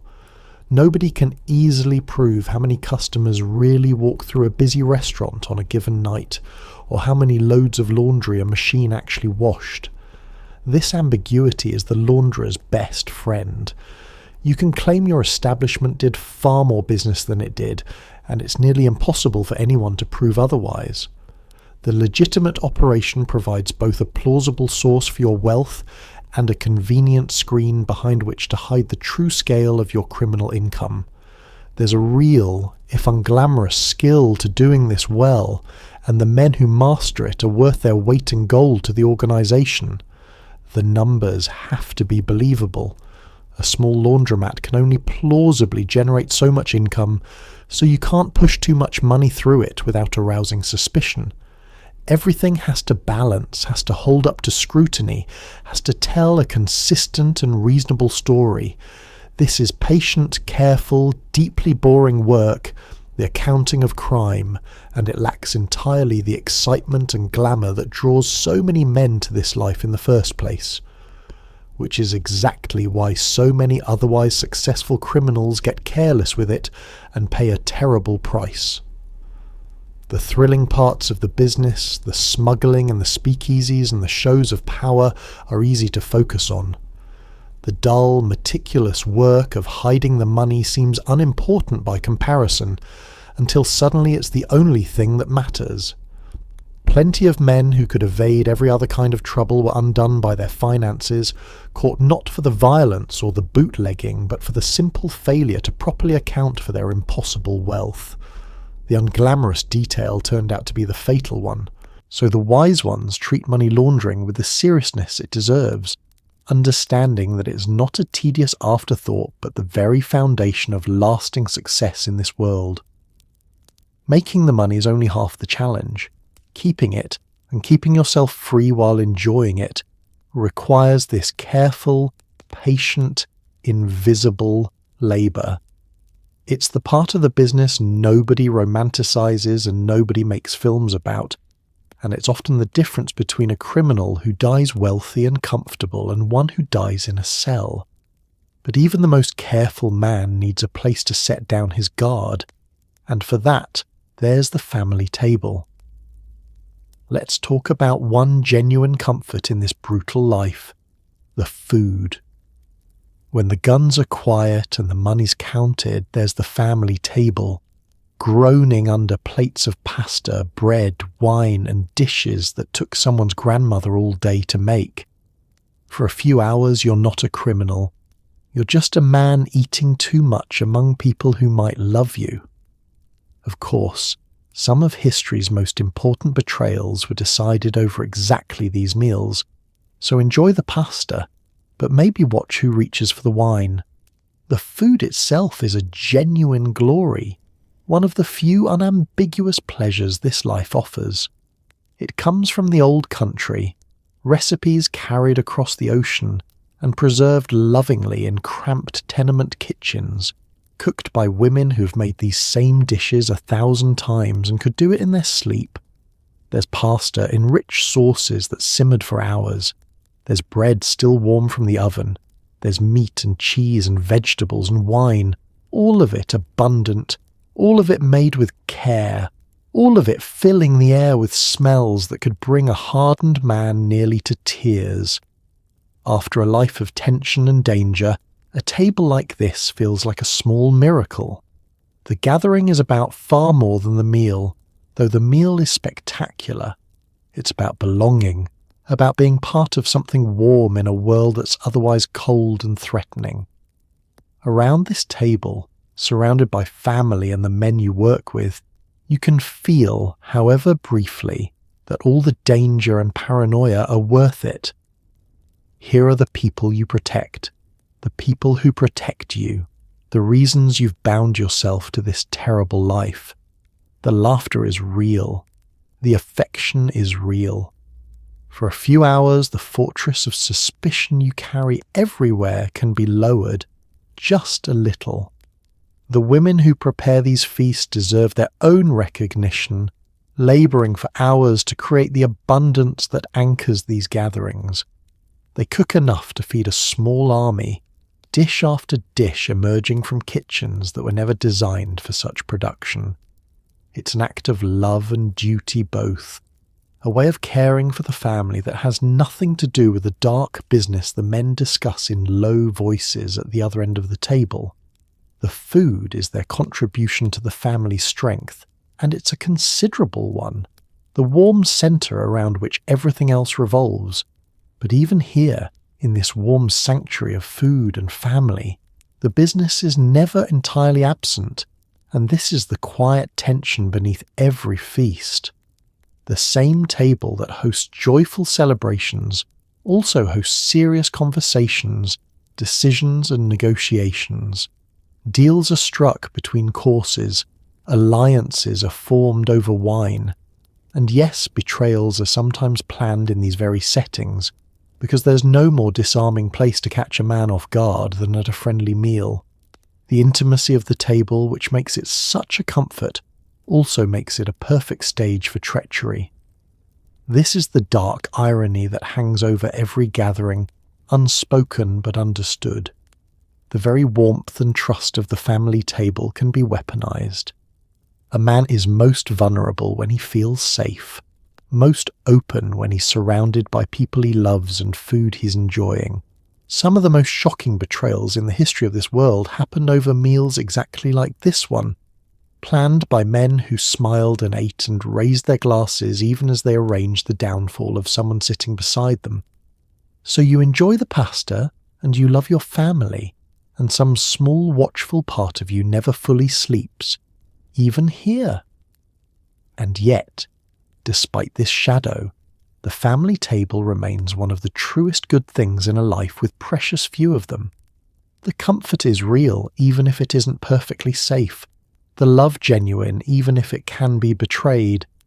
You take what warmth you can find, knowing its price and its risks, because a life without these moments would be unbearable. So you eat, you drink, you laugh with the people around you, and you hold on to the fleeting peace of a full table in a dangerous world. But this world has other inhabitants whose experience of it went almost entirely unrecorded, and it's worth pausing to consider the women who lived alongside all of this. It's time to talk about the women who lived in this dangerous world without any of the so-called glory.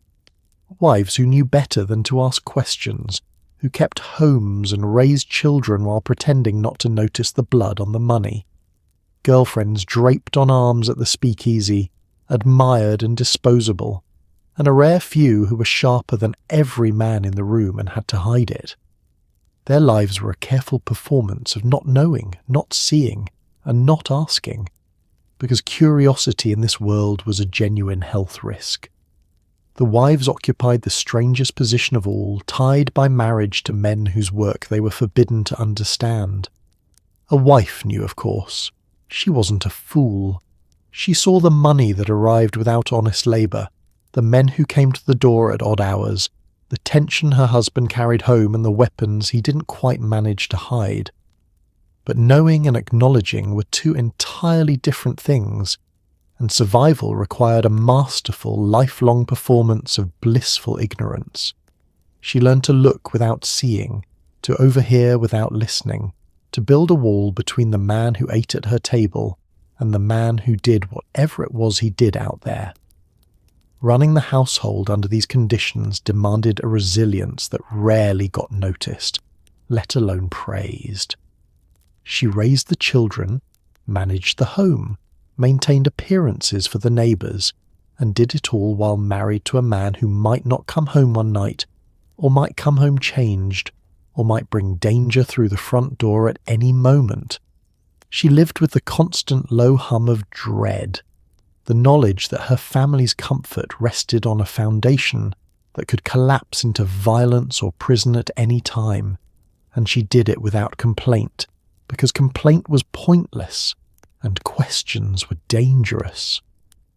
The girlfriends and mistresses lived a flashier and even more precarious existence.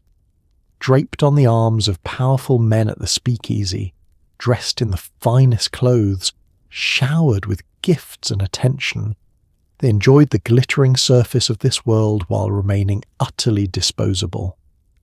Their status depended entirely on the whim of the man who provided it. When his attention wandered, as it so often did, the gift stopped, the invitations ended, and they were replaced without ceremony. It was a gilded and precarious position, all glamour and no security, admiration that could evaporate the moment it became inconvenient. And then there were the rare women whose intelligence and will outstripped every man around them. Women who could have run the whole operation better than the bosses did, and who had to spend their lives concealing that fact.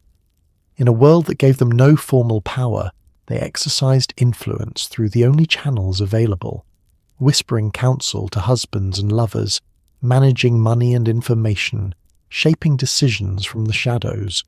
Some were the true brains behind men who got all the credit. They played a difficult game, wielding real power while pretending to have none, because open ambition in a woman was neither welcomed nor safe. The cost of all these roles was a particular kind of loneliness and fear that the men, for all their danger, never quite shared. The women carried the anxiety without the illusion of control that the men enjoyed. They waited at home while the men took the risks, absorbing the consequences without any say in the choices. They mourned husbands and sons and lovers, kept secrets that could never be spoken, and endured a world that used them and rarely valued them. Their strength was real, and it was almost entirely invisible. So spare a thought for these women who inhabited the underworld's shadows without its rewards, who performed ignorance to survive and wielded influence they could never claim. They were wives, mothers, partners, and occasionally masterminds, all forced into silence by a world that would tolerate nothing else. And silence, it turns out, was the sacred rule that governed everyone in this life, though for the men who broke it, the punishment was far more direct. Let's talk about the most hated word in your entire vocabulary, informant. The whole system runs on silence, and the man who breaks it threatens everyone. Informants are everywhere and nowhere, ordinary faces who've decided to trade secrets for safety or money or a lighter sentence. The fear of them poisons everything, turning friends into suspects and conversations into interrogations. And the punishment for being caught talking is swift, public, and specifically designed so that no one ever forgets the lesson. The entire structure of your world depends on silence, which makes the informant the single most dangerous threat it faces. Rival gangs you can fight, corrupt cops you can pay. Even the incorruptible federal agents can only build their cases so quickly. But an informant undermines everything from within, providing the authorities with exactly what they can't get any other way: the names, the plans, the inside knowledge that turns vague suspicion into an airtight case. One person willing to talk can unravel years of careful work and topple an entire organization, which is precisely why the very idea of an informant inspires such pure and violent hatred. What makes them so terrifying is that they're invisible until it's too late. An informant looks exactly like everyone else. He's a familiar face, a trusted associate, a friend you've known for years, someone who eats at your table and laughs at your jokes and gives no outward sign of the betrayal he's committing. He might be doing it for money, for a reduced sentence, out of fear or resentment or simple self-preservation. You can't tell by looking. You can't tell by asking. The knowledge that any of the people around you might secretly be feeding information to your enemies is a special kind of psychological torture, and everyone in this world lives with it. The fear breeds a corrosive suspicion that eats away at every relationship. You watch the people around you for signs of betrayal, analysing their behaviour, wondering about their loyalty, second-guessing every friendship. A man who suddenly seems to have money he shouldn't, or who avoided a punishment he should have received, or who simply asks one too many questions, becomes a suspect. This suspicion is often unfair, sometimes tragically so, but the stakes are too high to ignore it. The result is a world where genuine trust becomes nearly impossible, where even close friendships carry an undercurrent of wariness that never fully disappears. The organization responds to this threat with a ferocity meant to deter anyone even considering it. The punishment for being exposed as an informant is not just death, but a death designed to send a message, brutal and public and unforgettable. The point is not merely to eliminate the traitor, but to terrify everyone else, to make the consequences of talking so horrifying that no one would dare risk it. These grim examples become legends, whispered warnings that circulate through the underworld, doing their work in the minds of every man who might otherwise be tempted to cooperate with the authorities. And yet, despite all the fear and all the terrible warnings, informants continued to exist, because the pressures that created them were relentless. Faced with decades in prison or crushing debt or a threat to their own lives, some men calculated that betrayal was the lesser risk. The authorities became increasingly skilled at applying exactly the right pressure, at finding the person with the most to gain and the least to lose, at turning insiders into weapons. For all the silence the organization demanded, there was always someone somewhere doing the math and deciding to talk. So you lived inside this atmosphere of mutual suspicion, guarding your words, watching your associates, dreading the invisible traitor who might already be among you. The informant was the crack through which everything could drain away, the human weakness that no amount of corruption or firepower could fully guard against. And when the informants did their work, or when your luck simply ran out, you found yourself facing the moment every man in this life dreaded and expected in equal measure. It's time for the moment you've been dreading. The arrest. Maybe you got sloppy. Maybe someone talked. Maybe your luck simply ran out, which it always eventually does. Now you're sitting in a cell, and everything depends on the one skill the family drilled into you above all others, keeping your mouth shut. The detectives will be friendly, then threatening, then friendly again. They'll offer you deals and paint terrifying pictures, and you'll say nothing, because the men outside are far more frightening than the men across this table. The arrest itself, when it finally comes, has a strange quality of inevitability about it. You always knew this day was possible, perhaps even likely, and you've imagined it many times. Now it's real. The hands on your arm, the ride to the station, the processing, the cold reality of a cell door closing behind you. Whatever confidence and power you carried on the streets means nothing here. You're in their world now, stripped of your usual protections, facing the machinery of the law with only your own composure to defend you. It's a jarring reversal, and how you handle these first hours may determine the rest of your life. The interrogation is where the real battle happens, and it's a battle of psychology more than anything else. The detectives are skilled at their work, practiced in the art of breaking down a suspect's resolve. They'll start friendly, offering coffee and cigarettes, speaking as if they're on your side, as if talking to them is the reasonable thing to do. This warmth is a technique, designed to lower your guard and make cooperation feel natural. You've been warned about it, but warnings feel very different when you're actually sitting across from a man who seems so understanding. Then the mood shifts, as it's designed to, into pressure and threat. They'll describe the evidence they claim to have, whether it exists or not. They'll paint vivid pictures of the long years in prison that await you. They'll suggest that your associates are already talking, that you're the fool taking the fall while everyone else cuts deals, that your only smart move is to protect yourself by cooperating first. It's a relentless assault on your nerve, alternating between menace and false sympathy, all aimed at that single moment of weakness, when you might say something you can never take back. The deals they offer can be genuinely tempting, and this is where many men falter. A reduced sentence, protection, a chance to save yourself. All you have to do is talk, give them names, provide the information they want. In the isolation of that room, frightened and alone, with the weight of the law pressing down and the promise of relief dangling before you, The deal can seem like simple common sense. This is exactly the calculation the authorities are counting on, and it's exactly the one you cannot allow yourself to make. Because the truth that anchors you through all of it is that the men outside are far more frightening than the men across the table.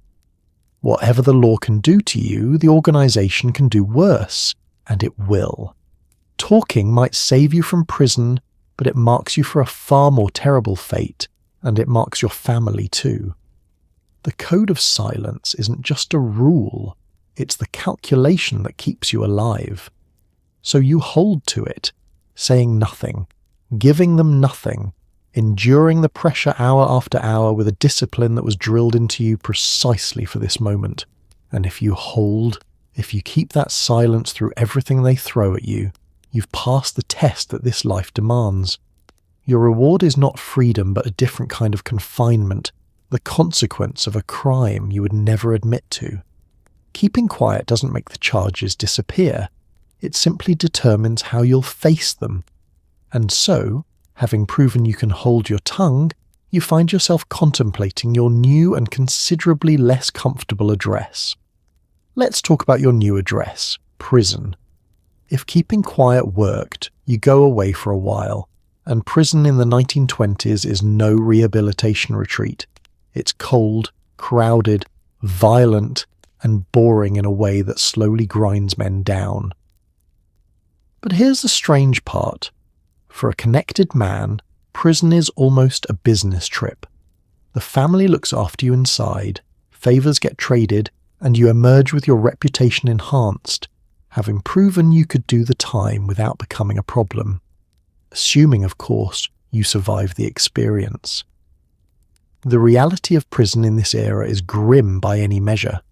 The cells are cold and cramped, the food is barely worth the name, and the days stretch out in a monotony that becomes its own form of punishment.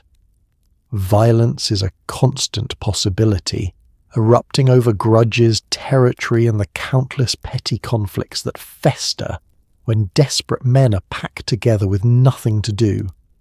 The whole environment is designed to break the spirit, to strip away dignity and hope, and for many men it succeeds, grinding them down into shadows of who they were. But for a connected man, one who belongs to a powerful organisation, the experience is significantly different from that of an ordinary prisoner. Your reputation precedes you through the walls. The other inmates know who you are and who stands behind you, and that knowledge buys a certain respect and a certain safety. You're not just another vulnerable body in a dangerous place. You're a man with backing, and backing matters enormously in a world where everyone is looking for someone weaker to prey upon. The affiliation that endangered you on the outside becomes a shield on the inside. The organisation takes care of its own, even behind bars, and this support makes an enormous difference. Money finds its way to you, easing the harshness of daily life. Your family on the outside is looked after, relieving you of the terrible worry that would otherwise consume you. Small comforts and privileges become available through the right connections and the right payments, because corruption doesn't stop at the prison gates. In many ways, the same web of influence and money that protected you outside continues to function inside, softening the punishment considerably for those the organisation values. There's even a strange sense in which serving time well enhances your standing.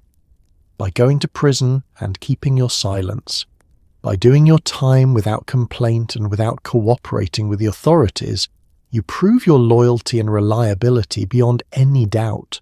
You become a man who took the consequences and never broke, and that reputation is valuable currency in the underworld. Prison, counterintuitively, can be a kind of investment in your future, a demonstration of the qualities the organisation prizes most. You emerge not diminished but elevated, having earned a respect that can't be bought. Of course, all of this depends on surviving the experience, which is never guaranteed. Even a connected man faces real dangers behind bars, from rivals who might also be imprisoned, from the general violence of the place. from the diseases that spread through crowded and unsanitary conditions. And there's the toll of the time itself, the years lost, the slow erosion of the man you were, the strain on relationships and the changes in the world you'll return to. Prison is survivable and even navigable for someone in your position, but it's never easy, and it always exacts a price. So you serve your time, protected by your affiliations, sustained by the organization, enduring the monotony and the danger, with the knowledge that you're building your reputation even as you pay for your crimes. It's a peculiar chapter, this business trip behind bars, both a punishment and an opportunity.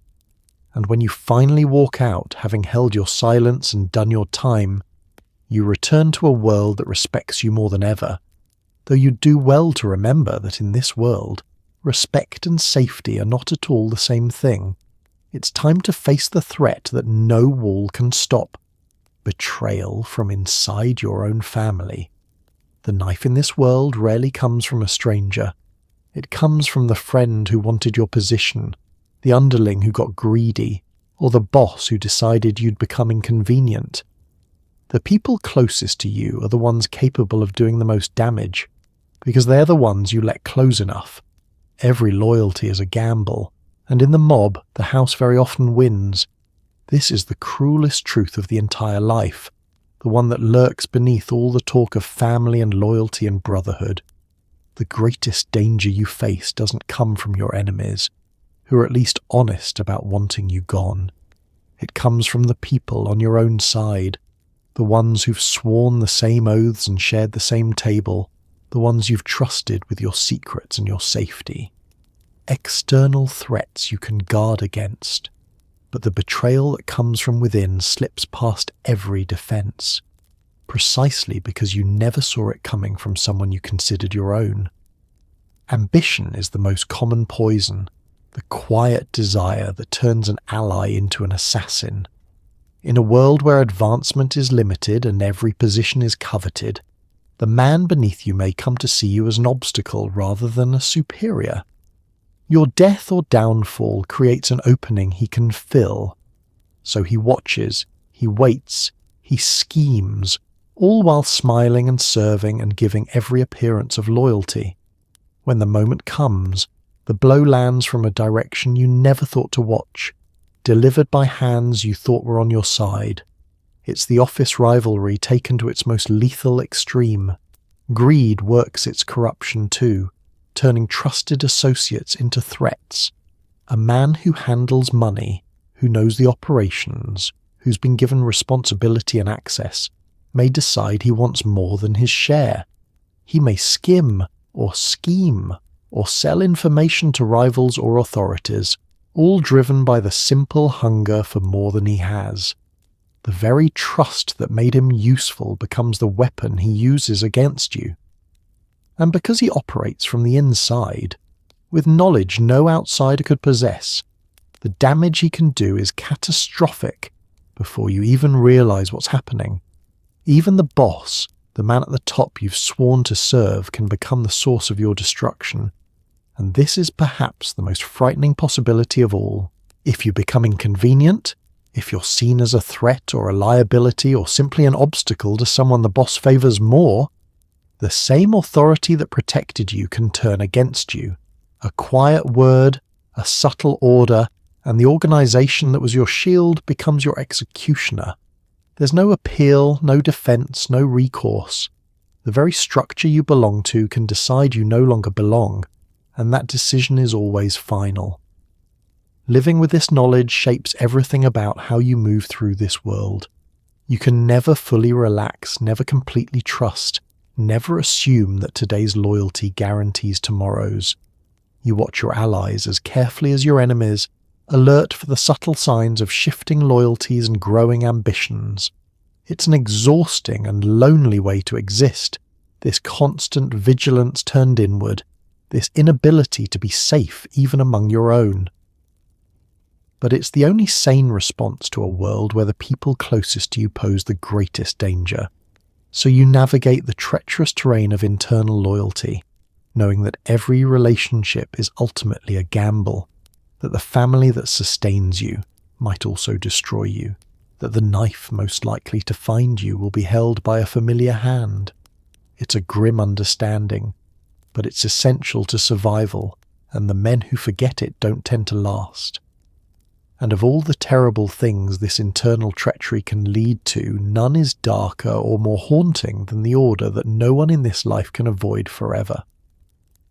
Let's talk about the darkest part of the job, the order to kill.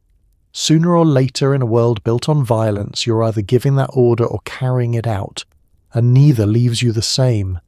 It's not the clean, cinematic affair the movies promised. It's rushed, ugly, and haunting, and afterward you have to walk back into normal life and eat dinner and smile like the man you were this morning. The hit changes you. Some men handle it. Most just get very good at pretending they do. The order, when it comes, arrives with a terrible finality. Someone has decided that a man must die, and you've been chosen to make it happen.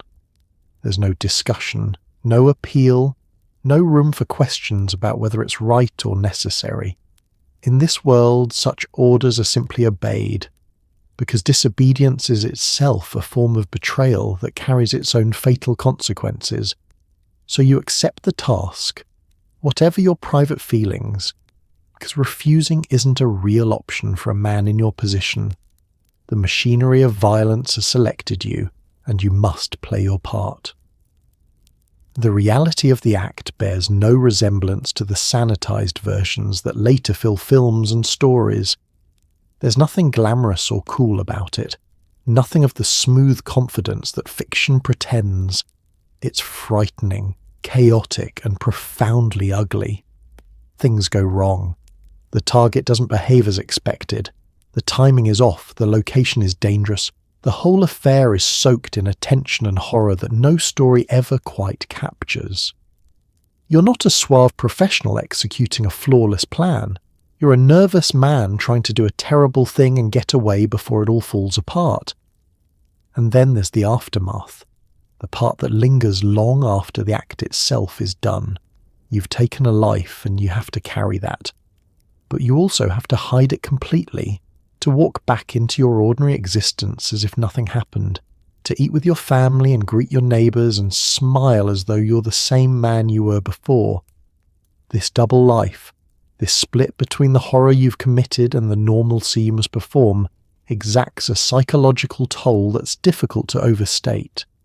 You're haunted by what you've done while pretending constantly that you've done nothing at all. The men who give the orders carry their own version of this burden, though it wears a different face. To command a killing is to hold a terrible power, to decide that another human being should cease to exist and to set that decision in motion. Some men grow comfortable with this power, even come to wield it casually, which is its own kind of horror. Others feel its weight even as they use it, understanding that each order sends ripples of consequence and grief through the world. Either way, the giving of the order and the carrying of it out are bound together in the same dark work. The toll accumulates over time, changing men in ways they rarely acknowledge.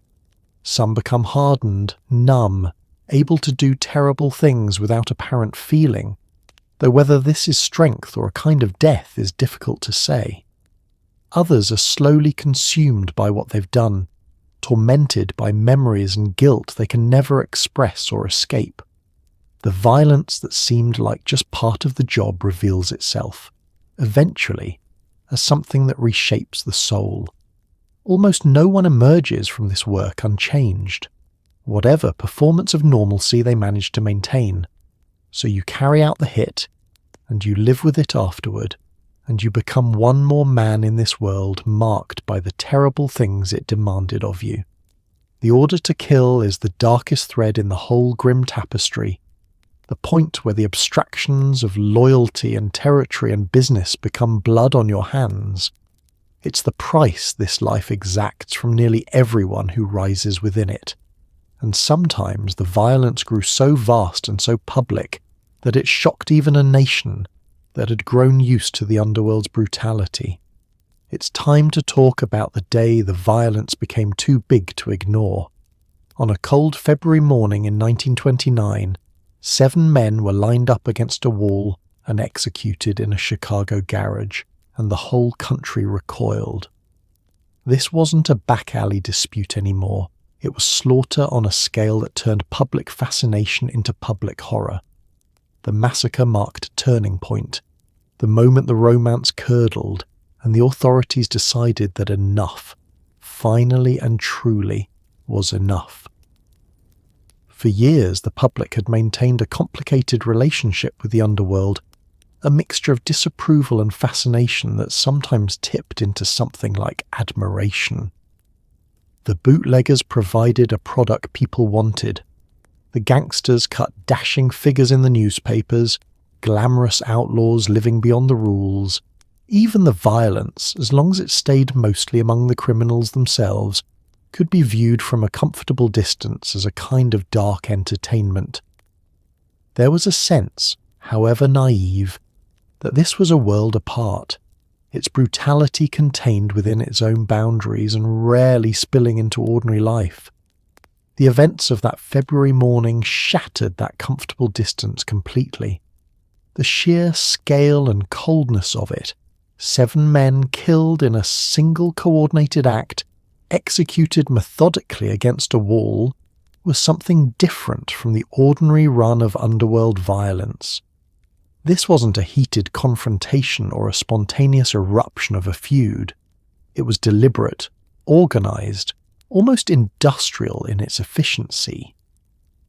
The calculated brutality of it struck the public in a way that individual killings never had, revealing the underworld's capacity for violence to be far greater and far colder than most people had allowed themselves to imagine.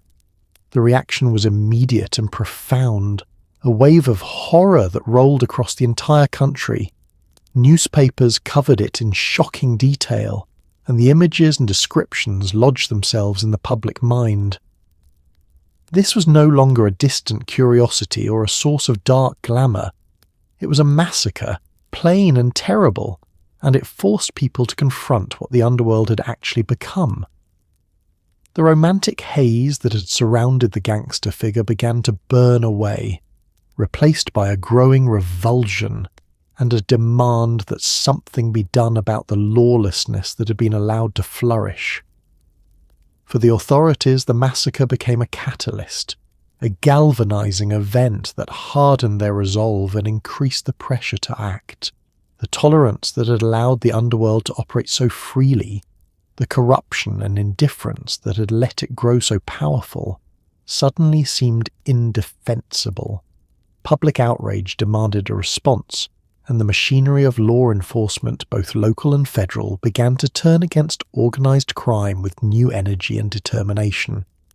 The event that demonstrated the underworld's power also marked the beginning of a more serious effort to break it. There was a lesson in it, too, for those within the world who could see clearly. The massacre demonstrated that violence carried consequences beyond its immediate targets, that brutality on such a scale invited a backlash that endangered everyone in the business. By horrifying the public and energizing the authorities, this kind of spectacular violence ultimately worked against the interests it was meant to serve. It was a reminder that the underworld depended to a degree on the public's tolerance and the authorities' indifference, and that shattering both could bring the whole structure into jeopardy. So the massacre stands as a grim turning point, the moment the violence grew too large and too cold to be ignored or romanticized any longer. It marked the beginning of the end of a certain era, the point where public sentiment turned decisively and the forces of law began to gather in earnest. The underworld had shown its true face, and the country had seen it, and things would not be the same afterward. But long before the law could finish what that morning began, this life was already killing its own practitioners in slower, quieter ways. Let's talk about what this life does to a body, because the stress alone could kill you faster than any bullet. You smoke constantly, drink your own illegal product, eat rich food, and never once relax. all while your heart hammers with the knowledge that today could be the day. Medical care is something you avoid because hospitals ask questions and doctors keep records. Most men in this world don't die old. They die tired, tense, and far too young, having spent every waking hour bracing for an ending they always knew was coming.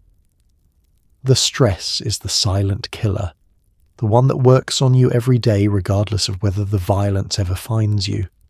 You live in a state of perpetual alertness, your body flooded with the chemicals of fear and vigilance, never able to fully rest or relax.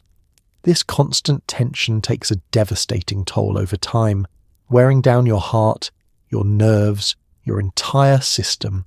The human body was never meant to sustain this level of stress indefinitely, and the men who subject themselves to it pay a price that no doctor could fully catalogue. It ages you from the inside, quietly and relentlessly. The lifestyle compounds the damage in a dozen ways. You smoke heavily, because everyone does and because the nerves demand it. You drink freely, often the very product you sell, which is not always of reliable quality. You eat richly, indulging in the abundant food that's one of the few pleasures available to you. You keep terrible hours, sleeping poorly when you sleep at all. Every one of these habits, pursued to excess and sustained over years, chips away at your health. Individually, they might be survivable, but combined with the relentless stress, they form a slow and steady assault on your body. Medical care, which might mitigate some of this damage, is something you avoid whenever possible, and this avoidance carries real consequences. Hospitals and doctors keep records, ask questions, and represent exactly the kind of official scrutiny you've spent your life evading. A gunshot wound explained to a physician might become a police report. A visit to a hospital might attract attention you can't afford, so you treat your injuries and illnesses in the shadows, relying on discretion over expertise, letting conditions worsen that might have been easily addressed. Many men in this world died of things that proper care could have prevented, simply because seeking that care was too dangerous. The cumulative effect of all this is a dramatically shortened life, and everyone in the business understands this even if they rarely speak of it. The men of this world tend not to grow old. They die young, whether from violence or from the slower destruction of stress and hard living. The image of the aged criminal, comfortably retired, enjoying his ill-gotten wealth in peaceful old age, is largely a fiction.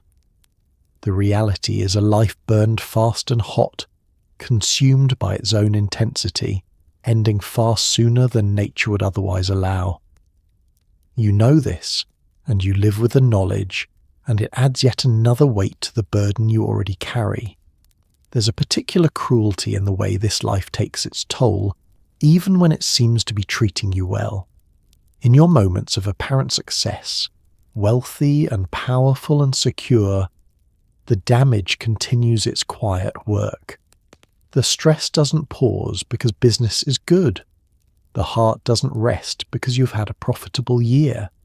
The body keeps its grim accounting regardless of your outward circumstances, and the bill comes due whether or not the violence ever reaches you.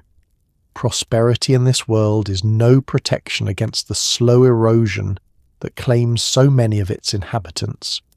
So you live hard, and you likely die young, worn down by the stress and the excess and the constant fear.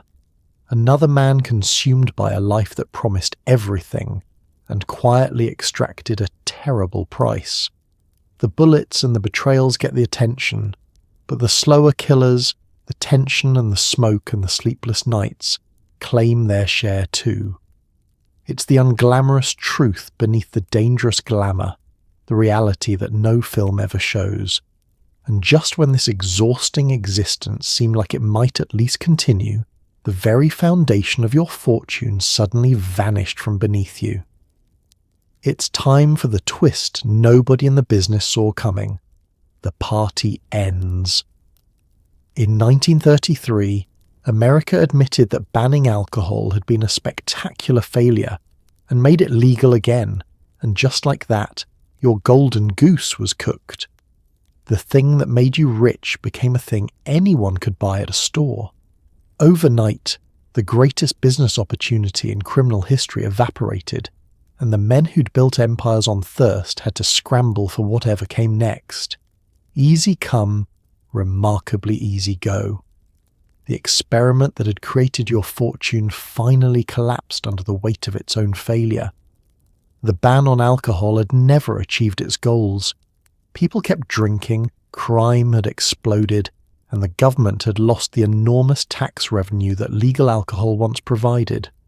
As the years passed, the case against Prohibition grew overwhelming. It had enriched criminals, corrupted officials, filled the streets with violence, and failed utterly to make anyone more sober or more moral. Eventually, the country recognized the obvious and reversed course, restoring the legal alcohol trade and ending the grand mistake that had defined the era. For you and everyone like you, the consequences were immediate and profound. The moment alcohol became legal again, your primary source of income lost its entire value. Why would anyone buy illegal liquor from a bootlegger at inflated prices, with all the risk and uncertainty involved, when they could simply walk into a store and buy it legally? The vast, thirsty customer base that had made you wealthy vanished almost overnight, absorbed back into the legitimate market you could no longer compete with. The extraordinary profits dried up, and the empires built upon them suddenly rested on nothing. The suddenness of it was staggering, a reversal of fortune that few had truly prepared for. You'd grown accustomed to the endless flow of money, to the assumption that the thirst would always be there and always be yours to serve. The business had seemed permanent, a fixture of the landscape, and it was difficult to imagine it simply ending. But end it did, with the stroke of a pen, and the men who'd assumed the good times would last forever found themselves facing a future they hadn't planned for. The golden age was over, and its passing left many scrambling. Those who survived the transition were the ones who'd seen it coming, or who adapted quickly enough once it arrived. Some had already diversified, building interests in other criminal enterprises that didn't depend on alcohol. Some pivoted into new rackets, new forms of vice and extortion, and illegal commerce that could replace the lost income. The organizations that endured were those flexible and far-sighted enough to evolve, to find new sources of profit in a changed world. Prohibition had built them, but its end forced them to become something different in order to survive. Many, though, did not survive the change, and the end of Prohibition thinned the ranks of the underworld considerably. Men who'd known nothing but the bootlegging business, who'd built their entire livelihoods on the illegal alcohol trade, found themselves without a role in the new landscape. Some fell into poverty, some into violence as they fought over the shrinking opportunities that remained, some simply faded away. The gravy train had ended, and not everyone had a seat on whatever came next. The great criminal boom deflated, leaving winners and losers in its wake. So the era that had made you and so many others came to its abrupt conclusion, and the extraordinary opportunity that had defined a decade of your life simply disappeared. It was a humbling lesson in the impermanence of even the most reliable seeming fortune, a reminder that the conditions that create wealth can vanish as suddenly as they appeared. The party was over, the goose was cooked, and the survivors moved on to whatever the future held. And with the passing of the era, all that remained was the question of how it would be remembered. Finally, let's talk about legacy, the stories that outlived the men. History remembers a handful of famous names, wrapped in myth and movie glamour, larger than life and twice as charming. But for every legend, there were thousands of forgotten men who ran the booze, worked the corners, kept the silence, and vanished into unmarked graves and old newspaper clippings. The reality was never glamorous. It was frightened men in sweaty suits, making terrible money at a terrible cost, chasing a dream that was always, quietly, a trap. The legends loom large in the popular imagination, a handful of names that have become synonymous with the entire era. These were the famous figures, the ones whose exploits filled the newspapers and later the films, the outsized personalities who came to represent the underworld in the public mind. Over the decades, they've been transformed into something like folk heroes, romantic outlaws whose stories are told and retold, embellished and glamorized until the men themselves disappear behind the myth. They've become larger than life, these few, immortalized in a way that has little to do with the grim reality they actually inhabited. But the myth obscures far more than it reveals, and the truth is both less glamorous and more human. For every famous name that history remembers, there were thousands upon thousands of ordinary men who lived and worked and died in the underworld without ever making a headline. They ran the shipments and worked the corners and collected the debts and kept the silence, the anonymous foot soldiers of a vast criminal enterprise. Their names are forgotten, their stories untold, their lives reduced to statistics if they're recorded at all. They were the real substance of this world, and they vanished almost entirely from memory. The reality of their lives bore no resemblance to the glamour that later attached itself to the era. These were men living in cramped tenements, wearing their one good suit until it fell apart, making money that was substantial by their standards, but paid for with constant fear and frequent violence. They lived under enormous stress, trusted no one, and faced the constant possibility of prison or death. The romance that fiction would later drape over their world was entirely absent from the lived experience of it. What existed instead was hardship, danger, anxiety, and the slow grinding cost of a life lived outside the law. And beneath everything ran the essential truth that this whole world was ultimately a trap. The promise that drew men in, the money and respect and escape from poverty, was real enough at first, but it came at a price that most didn't fully understand until it was too late to leave. The life offered no genuine security, no real future, no way out once you were truly in. It consumed the men who entered it, one way or another, whether through violence or prison, or the slow destruction of stress and hard living. The dream was always a deception, glittering on the surface and hollow underneath. The forgotten men paid the highest price of all, receiving neither the fortune nor the fame that the myth promised. They took the risks, did the work, endured the fear, and got in return a few years of modest prosperity followed, most often by an early and unremarked death. No films would be made about them. No legends would preserve their names. They vanished into unmarked graves and yellowing newspaper clippings, the vast anonymous majority upon whose backs the famous few built their notorious reputations. Their sacrifice brought them nothing that lasted. So when we remember this era, it's worth looking past the glamorous legends to the grim reality they conceal, past the handful of famous names to the countless forgotten men who actually made up this world. The truth was never the smooth, stylish fantasy that fiction would later sell. It was frightened men in sweaty suits, chasing a promise that was always a trap, paying a terrible price for a dream that betrayed nearly all of them. And that, in the end, is the real story of the world you woke up in this morning. And there it is. A single day in the world of the 1920s American Mafia. From the moment you woke up crowded and broke in that tenement to the long uneasy night that followed, you dressed like a millionaire and felt like loose change.